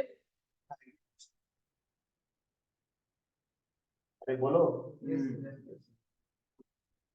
free end fixed end का कांसेप्ट बहुत सिंपल है, फ्री एंड में क्या होगा आपको पता है, फ्री एंड में वो कितने फेज डिफरेंस से जाता है, जीरो फेज डिफरेंस, तो फेज डिफरेंस नहीं, हाँ, तो यहाँ पर जो होता है AR तो AI रहता है, AT टू AI हो जाता है, यानी कि ट्रांसमिशन ज्यादा होता है। फिक्स्ड एंड में क्या हो जाता है बेचारा, फिक्स्ड एंड में AT पूरा क्या हो जाता है जीरो, सिर्फ AR बचता है, क्योंकि किसके बराबर आता है माइनस AI के बराबर, माइनस AI, इसलिए तो 180 का क्या आया फेज से। स्टैंडिंग वेव कैसे जनरेट होती है, सिंपल सी बात है, दो ट्रेवलिंग वेव आएगी ऑपोजिट डायरेक्शन से, तो क्या जनरेट हो जाएगी स्टैंडिंग, सुपरपोजिशन प्रिंसिपल, तो y1 आएगा इधर से a1 sin ओमेगा t और इधर से आगे a2 sin ओमेगा t, दोनों को मिला दिया, सोल्व कर लिया, तो इक्वेशन क्या आ गया कुछ इस प्रकार का 2a cos kx sin omega t, तो ये स्टैंडिंग वेव का इक्वेशन कहलाता है। स्टैंडिंग वेव के इक्वेशन में क्या होता है x और t जो होते हैं अलग अलग होते हैं, अब इसे ट्रेवलिंग वेव तो क्या है a sin, a के ब्रैकेट के अंदर ओमेगा t भी आ रहा है, kx भी आ रहा है, तो वो स्टैंडिंग वेव, सॉरी वो एक ट्रेवलिंग वेव कहलाती है। स्टैंडिंग वेव में अलग अलग हो जाएगा, अलग अलग का मतलब x वाला अलग हो जाएगा, t वाला अलग हो जाएगा। ऐसा क्यों होता है सर, क्योंकि स्टैंडिंग वेव और ट्रेवलिंग वेव में क्या अंतर है, ट्रेवलिंग वेव में सभी पार्टिकल्स का एम्पलीट्यूड सेम, पहली चीज, इसमें एम्पलीट्यूड वेरी कम, एम्पलीट्यूड मतलब maximum displacement from the main position, सबका अलग अलग, सब पार्टिकल्स का अलग अलग एक्चुअली, तो कुछ पार्टिकल ऐसे होते हैं जिनका एम्पलीट्यूड जीरो होता है, और कुछ पार्टिकल ऐसे होते हैं जिनका एम्पलीट्यूड मैक्सिमम होता है, तो ऐसे पार्टिकल्स, ऐसे पॉइंट्स जिनका एम्पलीट्यूड जीरो है उसको नोड्स कहते हैं, नोड्स क्या कहते हैं नोड्स, और ऐसे पॉइंट जिनका एम्पलीट्यूड मैक्सिमम है उनको एंटी नोड्स कहा जाता तो ये एक जनरल इक्वेशन आ गया 2a cos x plus phi 1 और sin omega d plus phi। तो ये जो पोर्शन है ये x वाला पोर्शन ये एम्पलीट्यूड कहलाता है। तो ये हो गया a sin omega d plus a sin omega d plus जो कि SHM का equation. But amplitude variable amplitude will very with the x, यानी कि हर अलग अलग पार्टिकल का अलग अलग एम्पलीट्यूड होगा और मैक्सिमम एम्पलीट्यूड ये 2a। तो जिन पॉइंट्स का मैक्सिमम एम्पलीट्यूड होगा यानी कि 2a होगा उसको एंटी नोड्स कहेंगे, और जिन पॉइंट्स का एम्पलीट्यूड यानी कि ये पोर्शन 0 होगा उसको नोड्स कहेंगे। तो नोड्स का पोजीशन निकालने के लिए इसको 0 के और एंटी नोड्स का पोजीशन निकालने के लिए इसको 2a के बराबर करें और 2a मैक्सिमम। वेलोसिटी तो वैसे निकालेंगे ओमेगा बाई a। समझ रहे मैं क्या बोल रहा हूं? तो कभी भी आपको अगर एक स्टैंडिंग वेव का इक्वेशन दिया हुआ है तो आप समझ जाना कि ये दो वेव से मिलकर के बनी हुई होती है। ये एम्पलीट्यूड वाला पोर्शन शो करता है x वाला और जो बच गया वो एक t वाला पोर्शन होता है। तो एम्पलीट्यूड को 0 के बराबर किया तो आपको नोड्स का लोकेशंस मिलेगा और एम्पलीट्यूड को 2a के बराबर कर दिया तो आपको एंटी नोड्स का लोकेशन मिलेगा। और अगर हम मैक्सिमम एम्पलीट्यूड की बात करें तो कितना आएगा 2a आएगा ऐसा। और ये कुछ ऐसे डांस करती है, ये कहीं जा नहीं रही है, they are simply dancing at a point, they are not travelling. और ये जो होता है ये डिस्टेंस नोड है नोड है नोड ऐसे पॉइंट होंगे जो कभी हिलेंगे ही नहीं, हिलेंगे मतलब हमेशा मेन पोजीशन पे ही रहेंगे। और एंटी नोड्स ऐसे पॉइंट्स होंगे जो हमेशा मैक्सिमम पे अपने मैक्सिमम, मतलब कि सबसे अमीर आदमी कौन रहते हैं एंटी नोड हमेशा कोई भी समय। तो ये मैंने अलग अलग समय पे बनाया। तो ये दिख रहा है आपको टी अलग पे बनाया है, लेट से टी बराबर pi by 2 omega, pi by 6 omega, pi by 4 omega, pi by 3 omega. तो सिर्फ क्या हो रहा है केवल पहले ऐसे था फिर ऐसे हो फिर ऐसे हो फिर ऐसे हो गया फिर ऐसे हो गया फिर ऐसे हो गया, यही चल रहा है बस। समझ रहे क्या? वेव कहीं जा नहीं रही। कुछ पॉइंट ऐसे जो हिलने का नाम नहीं ले रहे, हीट है वो लोग कौन है नॉर्थ, और कुछ ऐसे हैं जो हमेशा अकड़ से चल रहे हैं वो एंटी नॉर्थ। तो कौन है यहाँ पर एंटी नॉर्थ? ये सब क्या है एंटी नॉर्थ। और ये सब क्या है दो एंटी नॉर्थ के बीच का डिस्टेंस कितना है लैम्डा बाई 2। और एक नोड और एक एंटी नोड के बीच का डिस्टेंस और दो नोड के बीच का distance lambda by 2। Lambda is the wavelength. तो यहाँ पर ना जब भी आपको इक्वेशन दिया जाएगा तो कभी कभी आपसे पूछता है कि नोड का लोकेशन निकालो, एंटी नोड का लोकेशन निकालो। तो ये जरूर याद रखना कि लोकेशन जरूर चेंज हो सकता है लेकिन एक चीज चेंज नहीं होगी, वो है उनके बीच का डिस्टेंस। दो नोड के बीच का डिस्टेंस हमेशा क्या रहेगा और दो एंटी नोड के बीच का डिस्टेंस भी क्या रहेगा, और एक नोड और एक एंटी नोड के बीच का ही होगा। समझ रहे हैं? तो देख सकते हैं यहाँ पर मैंने जो है बिल्कुल सिंपल सी बात की है। लोकेशन ऑफ नोड्स कभी ना हिलने वाले पॉइंट्स, एक को 0 किया तो साइन के एक 0 आया। एक जनरल इक्वेशन मैंने लेके किया है बट जरूरी नहीं है कि वो हमेशा वैसे ही। जैसे मैंने क्या लिया general equation 2a sin k, but जरूरी नहीं कि हर बार यही दे, वो कुछ भी दे सकता, वो देगा 2a sin kx plus 5/4। तो फिर चेंज हो जाएगा ना आपके आंसर। यानी कि location of nodes and anti nodes will change but their distances will not change, separation between them will not change। तो यहाँ पर आप देख रहे हैं कि 0 पे मिला, अगला कहाँ मिला लैम्डा बाई 2 पे, अगला कहाँ मिला लैम्डा पे, अगला कहाँ मिला, ये सब नोड के लोकेशन। और एंटी नोड इनके बीच में आ जाएंगे lambda by 4, 3 lambda by 4, 5 lambda by 4। ये मैंने एक नोड एक एंटी नोड वाला ना डिनोट कर, जैसे कि एक स्टैंडिंग वेव दिख रही होगी आपको, दिख रही है क्या? देखो दिख रही है क्या? क्या इक्वेशन है 10 sin 1.5x plus sorry into cos। ऐसा दिखा रहा है, ऐसा दिख गया मतलब कौन सी वेव है स्टैंडिंग वेव, खत्म हो गया। ठीक है तो देखो इसको कंपेयर कर लेंगे किससे 2a sin k x cos omega. तो 2a का वैल्यू कितना है 10, तो a का वैल्यू कितना आएगा 5। यानी कि जो इंडिविजुअल वेव्स आ रही थी ना जिसकी वजह से ये बनी, उनका एम्पलीट्यूड कितना था 5। हाँ इसका एम्पलीट्यूड तो कितना है 10 ही है, मैक्सिमम एम्पलीट्यूड कितना है 10 ही है। क्या पूछ रहा है सबसे पहले ये कॉन्टिन्यूअस ट्रैवलिंग वेव्स कौन कौन सी, यानी कि किसकी मदद से बना है। दो ट्रैवलिंग वेव आ रही होगी ना, एक इधर से एक इधर से, तो वो कौन कौन सी होगी, तो उनका एम्पलीट्यूड तो 5 होगा, इतना तो पक्का है। अब ये क्या है sin a cos b, कैसे बनेगा 2 sin a cos b, sin of a plus b plus sin of a minus b। पक्का ये फॉर्मूला है। यहाँ पर ना जी वाले बच्चे या मैथ्स वाले बच्चे एक इंच आगे निकल नीट वाले बच्चे, क्योंकि उनको पता रहता है 2 sin a cos b का फॉर्मूला। तो 2 sin a cos b का फॉर्मूला है sin a plus b minus की plus plus sin a minus b। ये रहा a और ये क्या रहा, तो दो इक्वेशन उसके पास आ, यानी कि ये पहली ट्रेवलिंग वेव, ये दूसरी ट्रेवलिंग, ये माइनस एक्स में जाने वाली और ये प्लस एक्स में जाने। Speed of the travelling wave ये तो बहुत आसान है, omega by location of the knots. तो लोकेशन ऑफ नॉट्स के लिए क्या करेंगे, तो ये एम्पलीट्यूड वाला पोर्शन है, इसको जीरो के बाद x जीरो, तो इसको जीरो कर दिया, इसको जीरो करने का मतलब sin पाई बाई 2x को, अब फिर बस निकाल लिया। sin जीरो कब होता है n पाई, n पाई के बराबर करके निकाला तो 0 2 मीटर 4 मीटर 6 मीटर 8 मीटर पे जो है हमको लोड मिल रहा है, ठीक है। और फिर आगे क्या है, स्ट्रिंग का लेंथ भी दिया है, कितना है 8 मीटर, तो 8 मीटर तक ही लेना, 8 से आगे नहीं बढ़ना है, तो आप घर चले जाओ। अगला क्या बोल रहा है, displacement of the point at x = 3 and तो डाल दो इसमें t1 डाल दो, x3 डाल दो, सॉल्व कर लो वही आ जाएगा।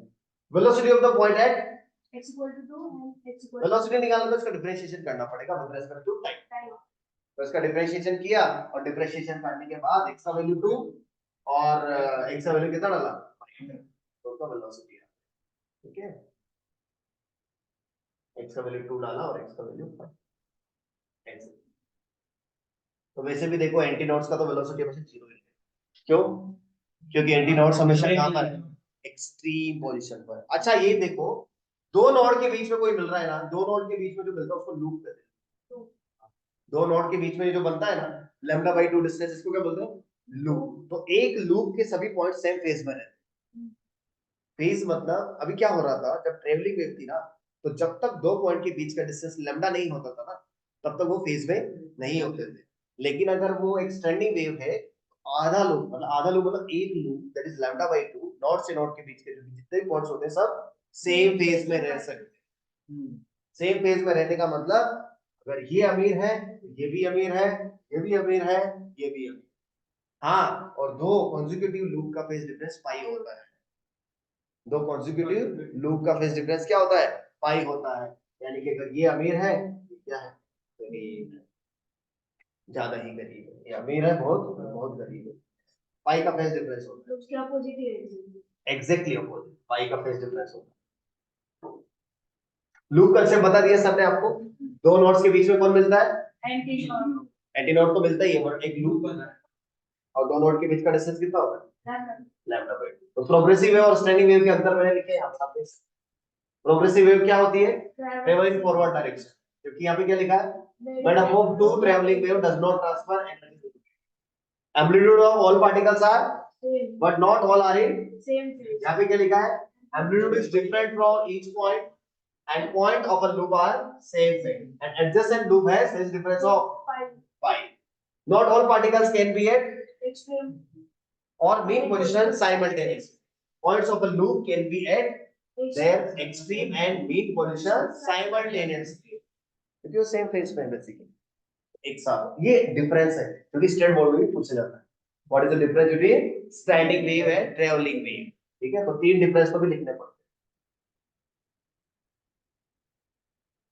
तो वेव फ्रंट ऑफ स्टडी है तो छोड़ दो आप। फिर ये आ जाता है हमारा कुछ पर्टिकुलर इंपोर्टेंट जो हमारे मोड्स जिनमें की हमारी स्ट्रिंग्स वाइब्रेट करती है। अब दो प्रकार की स्ट्रिंग यहाँ पे चर्चा की जाती है, एक होती है string fixed at one end, एक होती है string fixed at four end. तो string fixed at one end के जो मोड्स होते हैं वो इस प्रकार से, हम डायरेक्ट nth मोड की बात करते हैं। स्ट्रिंग फिक्स्ड, जो भी स्ट्रिंग का एंड फिक्स होता है वो नोड बनता है, जो ओपन होता है वो एंटी नोड बनता है।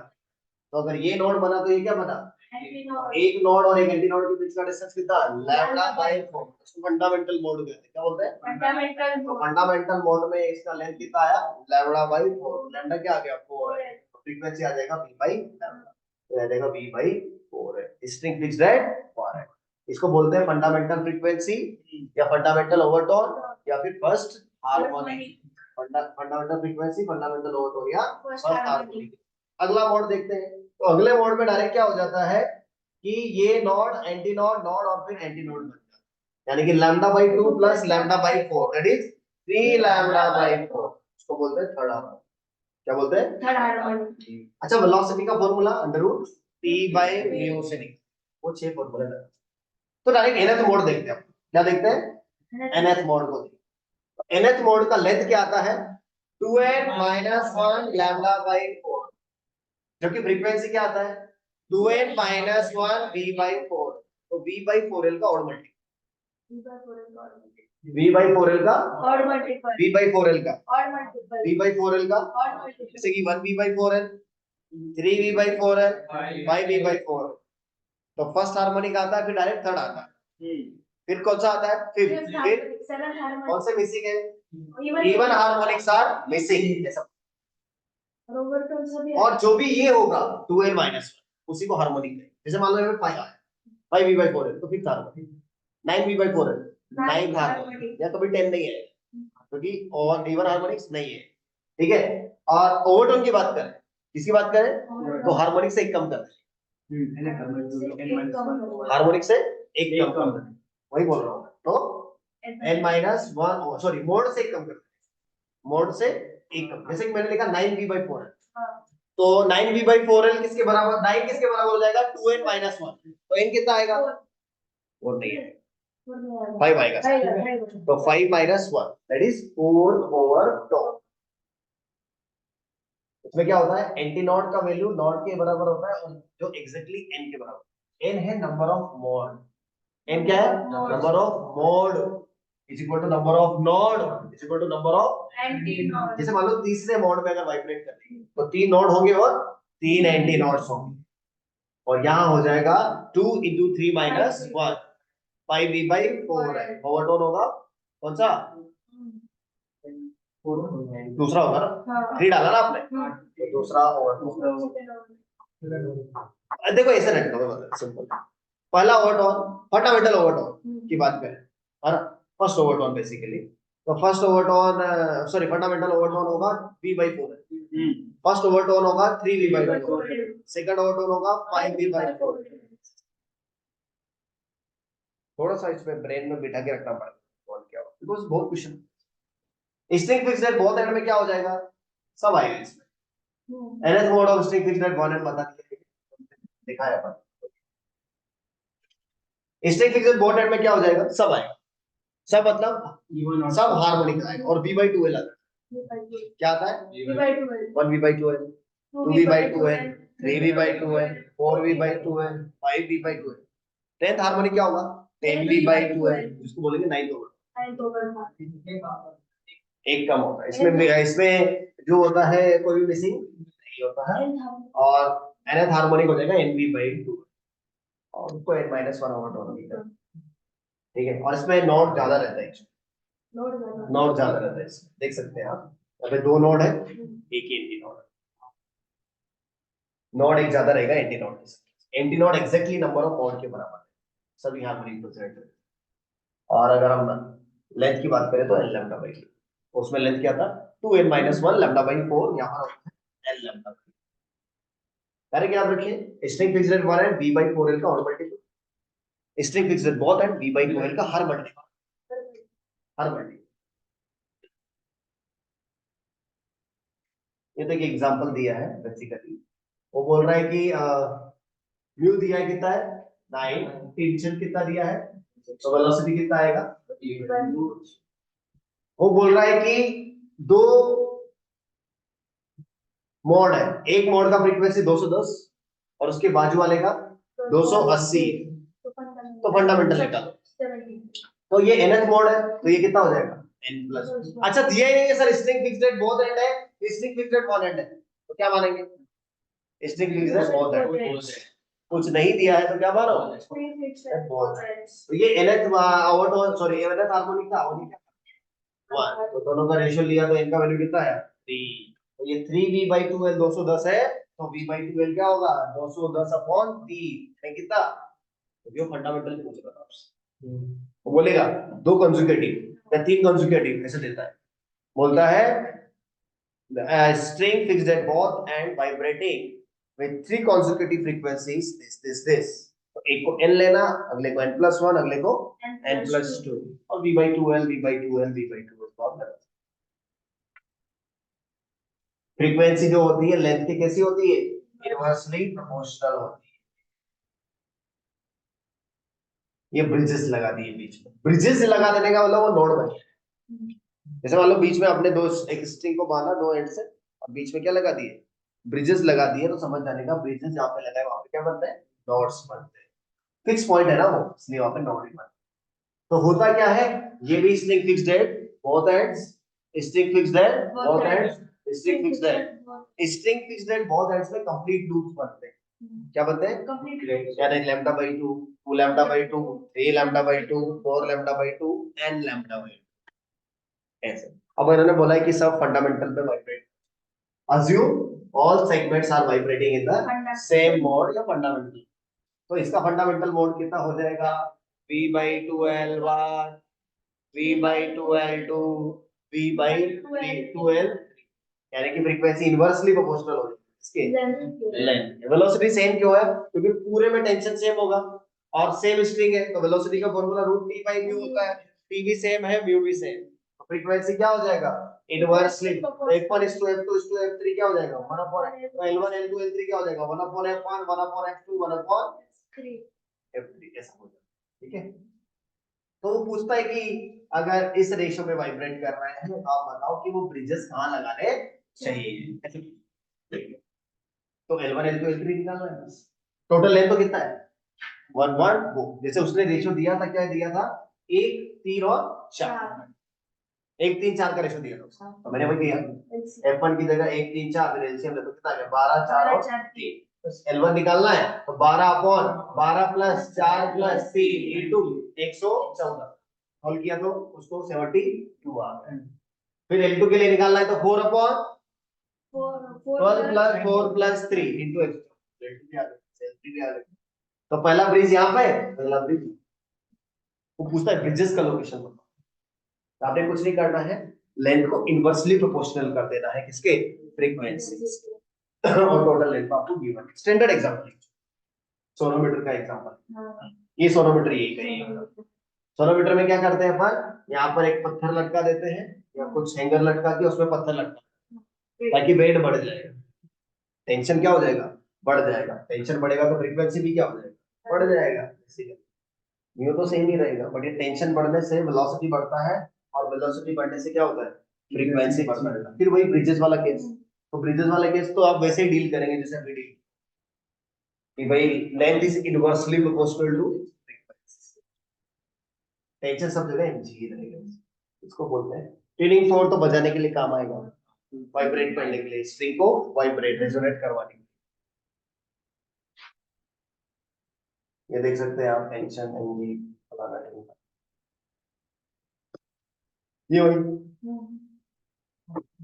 कर लोगे क्या, इसमें रेशो 1 2 3 दिया है, तो 6 आते हैं, 6 3 2, तो 6/6 + 3 + 2 into the total। यहाँ पर हम थोड़ा ब्रेक लेंगे बिकॉज़ हम साउंड की तरफ बढ़ रहे हैं, तो will take 5 minutes break over here, then we'll start sound।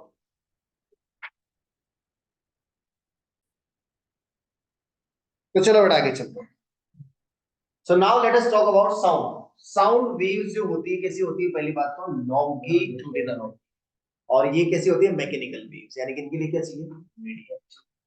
तो होता क्या है, जब साउंड ट्रेवल होता है तो मीडियम में हर पॉइंट का प्रेशर डेंसिटी चेंज होता है। मीडियम के जो पार्टिकल्स होते हैं वो along the direction of wave propagation ही क्या करते हैं, वाइब्रेट करते हैं। तो कहीं पर रेयर फ्रिक्शन तो कहीं पर कंप्रेशन बनता है, कहीं पर प्रेशर जो होता है एटमॉस्फेरिक प्रेशर से ज्यादा हो जाता है, तो कहीं पर एटमॉस्फेरिक प्रेशर से क्या हो जाता है कम। जहां पर प्रेशर एटमॉस्फेरिक प्रेशर से ज्यादा होता है उन पॉइंट्स को कंप्रेशन, और जहां पर एटमॉस्फेरिक प्रेशर से कम प्रेशर है उनको रेयर फ्रिक्शन कहा जाता है।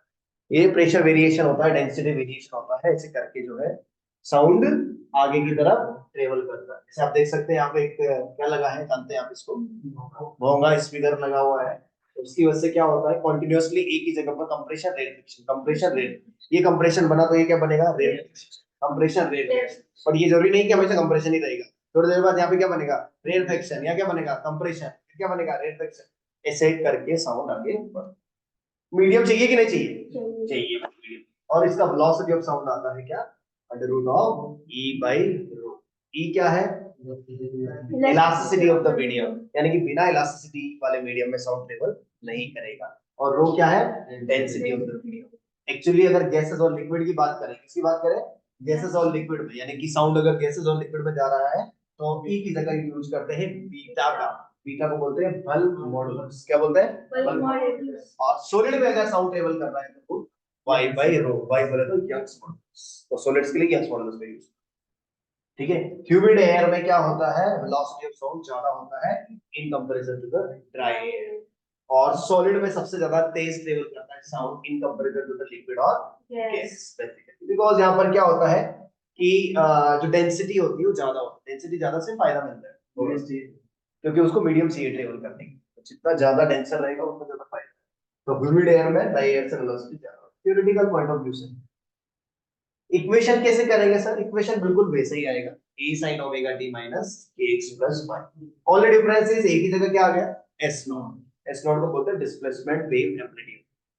यहाँ पर एक दो वेव आती है साउंड की, एक आती है डिस्प्लेसमेंट वेव, एक आती है एक्सेस प्रेशर वेव या प्रेशर वेव।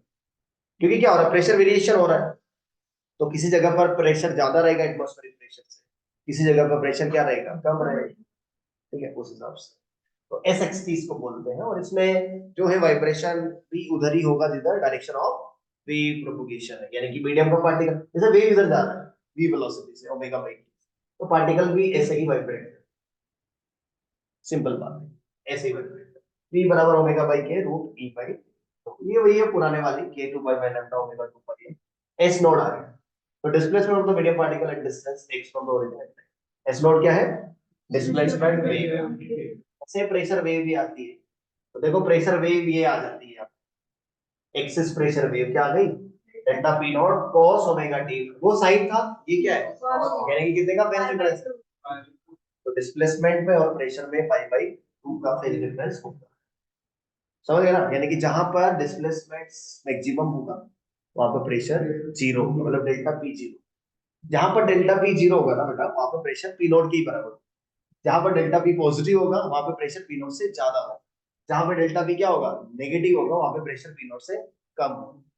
जहां पर प्रेशर पी नॉट से ज्यादा है वहां पे कंप्रेशन हो रहा है, जहां पे प्रेशर पी नॉट से कम है वहां पे रेफ्रिक्शन, जहां पर मैक्सिमम कंप्रेशन हो रहा है वहां का प्रेशर हो जाएगा P not plus delta P not, और जहां पर मैक्सिमम रेफ्रिक्शन है वहां का प्रेशर होगा P not minus delta P not, और इस डेल्टा पी नॉट को बोलते हैं pressure amplitude, axis pressure wave amplitude, क्या बोलेंगे, एक्सिस। तो दो एम्पलीट्यूड आ रहे हैं, एक तो एस नॉट आ रहा है और एक डेल्टा पी नॉट आ रहा है। एस नॉट और डेल्टा पी नॉट में क्या रिलेशन होता है, डेल्टा पी नॉट होता है बीटा के एस नॉट, अरे यार डेल्टा पी नॉट क्या होता है, बीटा बोले तो बल्क मॉडुलस, के बोले तो angular ring number, S not बोले तो displacement wave amplitude. Pressure and displacement wave का फेज डिफरेंस कितना आता है, पाई बाई 2 r, ठीक है, कोई बड़ी बात नहीं है इसमें। मैक्सिमम कंप्रेशन होगा तो प्रेशर हो जाएगा PATM plus delta P not, और मैक्सिमम रेफ्रिक्शन होगा तो PATM minus delta P not. Delta P बड़ा है तो P PATM से बड़ा होगा, डेल्टा पी लेस देन 0 है तो P से छोटा होगा। कंप्रेशन रेफ्रिक्शन की डेंसिटी का वेव भी निकाल सकते हैं आप, PM नॉट अपॉन RT, तो कोई पूछता नहीं। फिर न्यूटन का अजम्पशन आता है, उसको छोड़ दो, बोले न्यूटन का अजम्पशन आता है, क्या आता है न्यूटन का अजम्पशन, न्यूटन बोलता है कि जो साउंड होता है वो आइसोथर्मली ट्रेवल करता है, कैसे ट्रेवल करता है, अब आइसोथर्मली बल्क मॉडुलस हमको पता है, isothermal bulk modulus direct pressure के बराबर है, और adiabatic bulk modulus gamma into P के बराबर है। तो एक बार फॉर्मूला आ गया root P by rho sound का, और एक बार आ गया root gamma P by rho, gamma तो पता है आपको एडियाबैटिक कांस्टेंट है, मोनोटोमिक के लिए अलग, डायटोमिक के लिए अलग, राइट। तो फिर देखा गया कि न्यूटन गलत था, लाप्लास सही था। लाप्लास ने बोला था कि साउंड कैसे चलेगा, adiabatic, Laplace first, who was wrong, Einstein. so Newton was wrong. Newton assumed that it travels but it was traveling adiabatic यानी कि रूट पी बाई रो गलत है, root gamma P by rho सही, और P by रो को RT upon M not भी लिख सकते हैं। वेलोसिटी ऑफ साउंड का फॉर्मूला एक था, जैसे कि वेलोसिटी ऑफ स्ट्रिंग वेव की 6 फॉर्मूले थे, जैसे वेलोसिटी ऑफ साउंड वेव के भी 6 फॉर्मूले दिख रहे हैं क्या आपको? 6 फॉर्मूले मुझे तो दिख रहे हैं। पहला रूट ई बाई रो, अगला रूट बीटा बाई रो, अगला root gamma P by rho, अगला रूट गामा आरटी अपॉन, ये के कौन है? बोल्ट्जमैन कांस्टेंट है, केबी 1.38 into 10 to the power -23, और ये रूट वाई बाई रो, वही फॉर्मूले से। फिर अलग अलग गैस के लिए पूछेगा तो आप कर सकते हैं कि इस गैस में इतना, उस गैस में कितना होगा, तो रेशियो निकाल दो।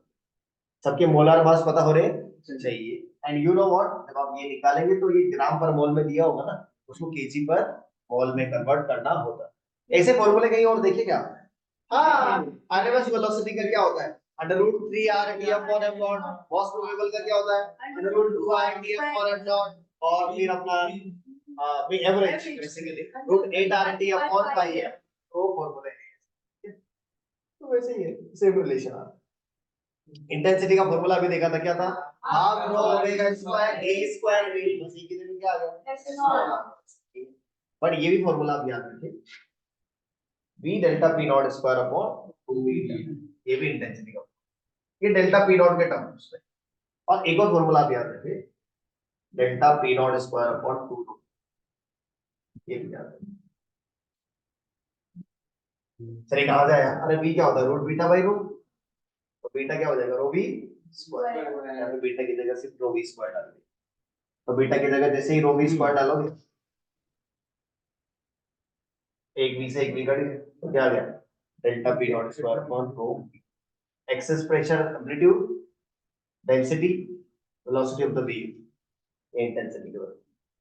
इंटेंसिटी को पावर अपॉन एरिया लिख सकते हैं आप, बेसिकली पॉइंट सोर्स रहा तो p अपॉन 4 पाई r स्क्वायर, ये होता है ना इंटेंसिटी ऑफ साउंड है ये, बस ध्यान रखो। लॉन्गिट्यूडनल स्टैंडिंग वेव कैसे बनेगी? Superposition of two progressive longitudinal wave से बन जाएगी। इधर से भी साउंड आ रहा है, इधर से भी साउंड आ रहा है, मिल जाएगा, कोई बड़ी बात नहीं है। वहां पर क्या होता है? String fixed at one and string fixed at both and. यहाँ पर क्या होता है? ऑर्गन पाइप्स होते हैं। क्लोज ऑर्गन पाइप जो होता है एक तरह से बंद रहता है, ओपन ऑर्गन पाइप दोनों तरफ से खुला रहता है, और यहाँ पर ट्यूनिंग फोर्क से इसको वाइब्रेट करता है। तो close organ pipe is similar to string fixed at one end open organ pipe is similar. इसमें सभी मोड्स आ जाते हैं, सभी हार्मोनिक्स आएंगे, इसमें इवन हार्मोनिक्स ये है, मतलब ज्यादा बोलने की जरूरत नहीं है, मौके वही बन जाए। ओनली डिफरेंस क्या रहता है? उसमें velocity under root T by mu रहता है, और इसमें velocity under root gamma R T, because ये साउंड है ना, root gamma R T by M. Only difference, मतलब बार बार बताने की जरूरत नहीं है, मौके वही है। v by 2l के all multiples for open organ pipe, और v by 4l के odd multiples for close organ pipe. केवल एक ही अंतर छोटा सा और मुझे दिखता है, वो होता है end correction. String fixed at one end और string fixed at both end में एंड करेक्शन नहीं आता, लेकिन इसमें एंड करेक्शन आता है, यानी कि वेव जो होती है वो बाहर निकल जाती है, थोड़ी सी बाहर निकल जाती है, उसको एंड करेक्शन। हाँ, तो थोड़ा सा करेक्शन इसमें आपको देखने मिलेगा, एंड करेक्शन आता है, ये देखो बाहर निकल, यानी कि पहले नोड और एंटी नोड के बीच का डिस्टेंस लैम्डा बाई 4 था, तो एंटी नोड थोड़ा बाहर निकला, तो पहले आप डायरेक्ट क्या लिखते थे? L is equal to 3 lambda by 4। अब क्या लिखना पड़ेगा? L plus E is equal to 3 lambda, sorry lambda by 4। पहला मोड पकड़ा। क्लोज ऑर्गन पाइप में तो एक ही बार आएगा इंटरेक्शन एक साइड से, बट ओपन ऑर्गन पाइप में तो दो साइड से, और ये एंड करेक्शन आता है 0.6 r। 0.6 r, r होता है रेडियस ऑफ द पाइप, तो लिखा हुआ है यहाँ पर एंड करेक्शन आता है 0। अगर ये हमारा ओपन ऑर्गन पाइप है तो कितना आ जाएगा? 1.2 r, नहीं 1.2 r, कितना आएगा? 1.2 r। रेजोनेंस का मतलब क्या होता है? एक्सटर्नल सोर्स की फ्रीक्वेंसी जब किसी भी एक नेचुरल फ्रीक्वेंसी, आप बोलो ना first harmonic, second harmonic, first overtone, second overtone, ये ओवरटोन, ये सब नेचुरल फ्रीक्वेंसीज कहलाती है। क्या कहलाती है? Natural frequency. तो हर सिस्टम की एक नेचुरल फ्रीक्वेंसी और एक्सटर्नल सोर्स की कुछ फ्रीक्वेंसी, दोनों फ्रीक्वेंसी सेम हो जाती है तो फिर एम्पलीट्यूड मैक्सिमम हो जाता है। उसी प्रोसेस को क्या कहते हैं? रेजोनेंस में, वही लिखा हुआ है। each system has some natural frequency when external source vibrates with equal to any one of the natural frequencies amplitude because nature of this process is known as resonance. जैसे कि कोई बोल रहा है कि भाई string fixed at 1 and in third harmonic is resonating with the open organ pipe with third overtone equal, तो दोनों की frequency को equal करो, यही मतलब होता है frequency same करना ही है। जैसे कि ये क्या बोल रहा है, a tuning fork is resonating second harmonic of a open organ pipe, अब open organ pipe का second harmonic 2v/2l क्या होगा 2v/2l, वही frequency के बराबर। और v की जगह हम लोग क्या डाल सकते हैं, स्पीड ऑफ द साउंड पहले से ही दिया हुआ है ना, तो लेंथ भी दिया है क्या, हाँ लेंथ भी दिया है, तो क्या आ जाएगा फ्रीक्वेंसी। कर लोगे कैसे क्वेश्चन चंपू चंपू टाइप के, क्या बोल रहा है, an open organ pipe in third overtone is in resonance with a close organ pipe in third harmonic find. अब देखो ओवरटोन अगर थर्ड है तो मोड होगा 4, यानी कि इनका मोड होगा 4, तो ये जाएगा 4v/2l, ओपन ऑर्गन पाइप है ना 4v/2l आ जाएगा, तो ये आ गया 4v/2l, जबकि ये क्या बेचारा थर्ड हार्मोनिक 3v/4 है, L1 इसका वैल्यू तो निश्चित है। दो गैसेस का मिक्सचर करते हैं तो फिर हमको जो है गामा मिक्सचर का यूज करना।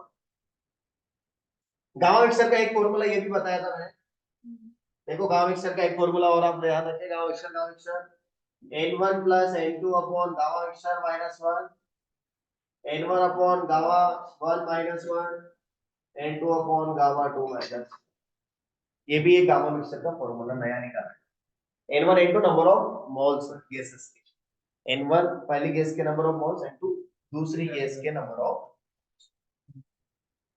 ये तो ही सही, बट कभी कभी वो भी आपको काम आए क्योंकि n1 n2 दिया रहेगा, गामा 1 गामा 2 पता रहेगा तो गामा मिक्सचर कर सकते हैं। रेजोनेंस ट्यूब जो होता है उसमें क्या करता है, एक ट्यूब रहती है उसमें पानी में और बाहर से क्या बजाते हैं ट्यूनिंग फोर्क, तो कुछ पोर्शन खाली रहते हैं, तो वो पोर्शन काम करता है as a closed organ pipe, क्योंकि जहां पे पानी भरा है वहां पे तो पक्का क्या बनना है और उधर क्या बनना है, तो एक नोड और एक एंटी नोड के बीच का डिस्टेंस λ/4 या 3λ/4 या 5λ/4 या 7 और मल्टीपल्स ऑफ λ/4 रखता है। तो पहला वाला तो क्या आ जाएगा, फर्स्ट रेजोनेटिंग लेंथ क्या आ जाएगा λ/4, अगला क्या आएगा 3λ/4, इसमें e भी तो आता है तो क्या लिखना पड़ेगा L1 plus E is equal to λ/4 first resonating length, second resonating length के लिए L2 plus E is equal to 3λ/4, अगला L3 plus E is equal to 7λ/4, 5λ/4, ऐसे चला जाएगा। तो L1 plus E ये लिख दिया मैंने, और यहाँ से फिर लैम्डा निकाला, तो फिर ये आप देख सकते हैं फ्रीक्वेंसी निकाल दिया, फ्रीक्वेंसी दिया रहेगा ट्यूनिंग फोर्क का आपको, फ्रीक्वेंसी हो जाएगा v/λ। Second resonating length L2 plus E 3λ/4, तो होता क्या है, यहाँ से हम लोग ऐसे दो चीज निकालने के लिए एक्सपेरिमेंट किया जाता है। पहला चीज होता है एंड करेक्शन निकालने के लिए और दूसरा होता है वेलोसिटी ऑफ द साउंड निकालने। तो वेलोसिटी ऑफ द साउंड तो ये आता है, क्या ही है 2f L2 minus L, और एंड करेक्शन क्या आता है L2 minus 3L1/2। Sir L1 क्या है, first resonating length of the organ, और L2 क्या है second resonating length of the organ, और v velocity of the sound 2f। Basically L2 minus L1 जो है आपका λ/2 के ही बराबर आएगा। L2 minus L1 हमेशा किसके बराबर आएगा, कोई भी दो लेंथ ले लो आप, कोई भी दो ले लो, जरूरी नहीं है कि दूसरी और पहली ही, आप तीसरी माइनस दूसरी, चौथी माइनस तीसरी, छठी माइनस पांचवी, कोई सी भी दो कॉन्सेक्यूटिव लेंथ ली आप, उनका जो डिफरेंस है कितना आएगा λ/2, तो वहां से हम v निकाल सकते हैं। f क्या है, ट्यूनिंग फोर्क का फ्रीक्वेंसी, याद रखेंगे दोनों फॉर्मूले। E का फॉर्मूला क्या आया L2 minus 3L1/2, और P का फॉर्मूला क्या आया 2f L2/2। अब कभी कभी क्या करते हैं, पानी का लेवल बढ़ा, अब पानी का लेवल बढ़ेगा तो लेंथ क्या होगा, घटेगा, और लेंथ घटा तो फ्रीक्वेंसी भी क्या होगा, घटेगा, तो मोड घटेंगे, नंबर ऑफ मोड घटेंगे।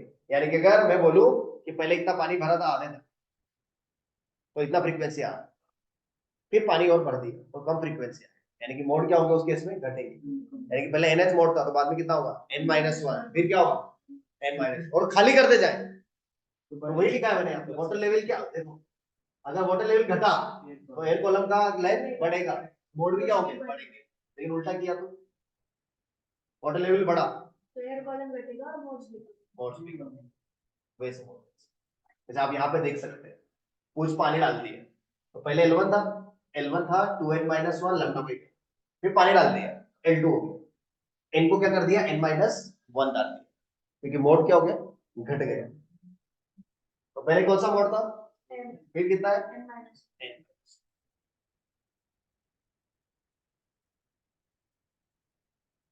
तो ये देख सकते हैं आप, cylindrical pipe of length this much at one end filled with air resonates with a tuning fork of 340, now it is filled by water, किससे भर दिया वाटर से भर दिया, तो मोड घटेगा कि बढ़ेगा घटेगा, तो n की जगह क्या हो जाएगा n-1। तो आप देख सकते हैं यहाँ पर पहले मान लेते हैं कि n4 था तो 2n-1 p/4 है, ऐसे n का वैल्यू निकाला गया, ठीक है। उसके बाद जो है आगे बढ़ेगा हम सेकंड, तो सेकंड मोड में क्या करना होगा हमको, n इज इक्वल टू क्या कर दिया यहाँ पर मैंने p/4 है 2n-1, सेकंड मोड n की जगह 2 n की जगह 2 डाला, क्या कर दिया पानी भर रहे हैं खाली कर रहे हैं, सेकंड मोड फील्ड बाय 1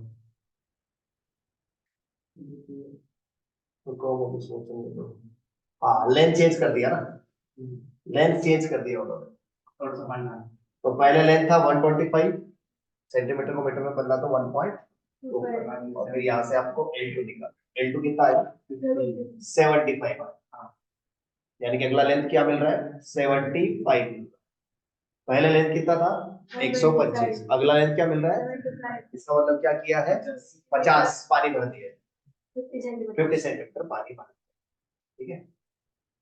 देखो ना मोड कम किया ना मैंने, पहले कौन सा मोड आ रहा था, अभी किस डाला दूसरा, देखो ना इनका वैल्यू पहले 3 था, अभी क्या डाला, जब आप वाटर लेवल बढ़ाएंगे तो मोड घटेगी, और वाटर लेवल घटेगा तो मोड बढ़ेगा।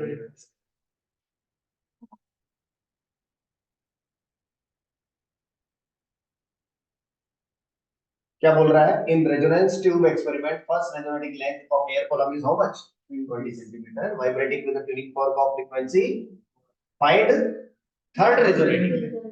अब थर्ड रेजोनेटिंग लेंथ क्या आएगी, देखो L3 plus E is equal to 5 lambda by 4, पहला आता है लैम्डा बाई 4, फिर लैम्डा बाई 4 5 लैम्डा, आपको L3 चाहिए, L3 क्या हो जाएगा 5 लैम्डा बाई 4 माइनस E, सही बात है गलत बात है, सही बात।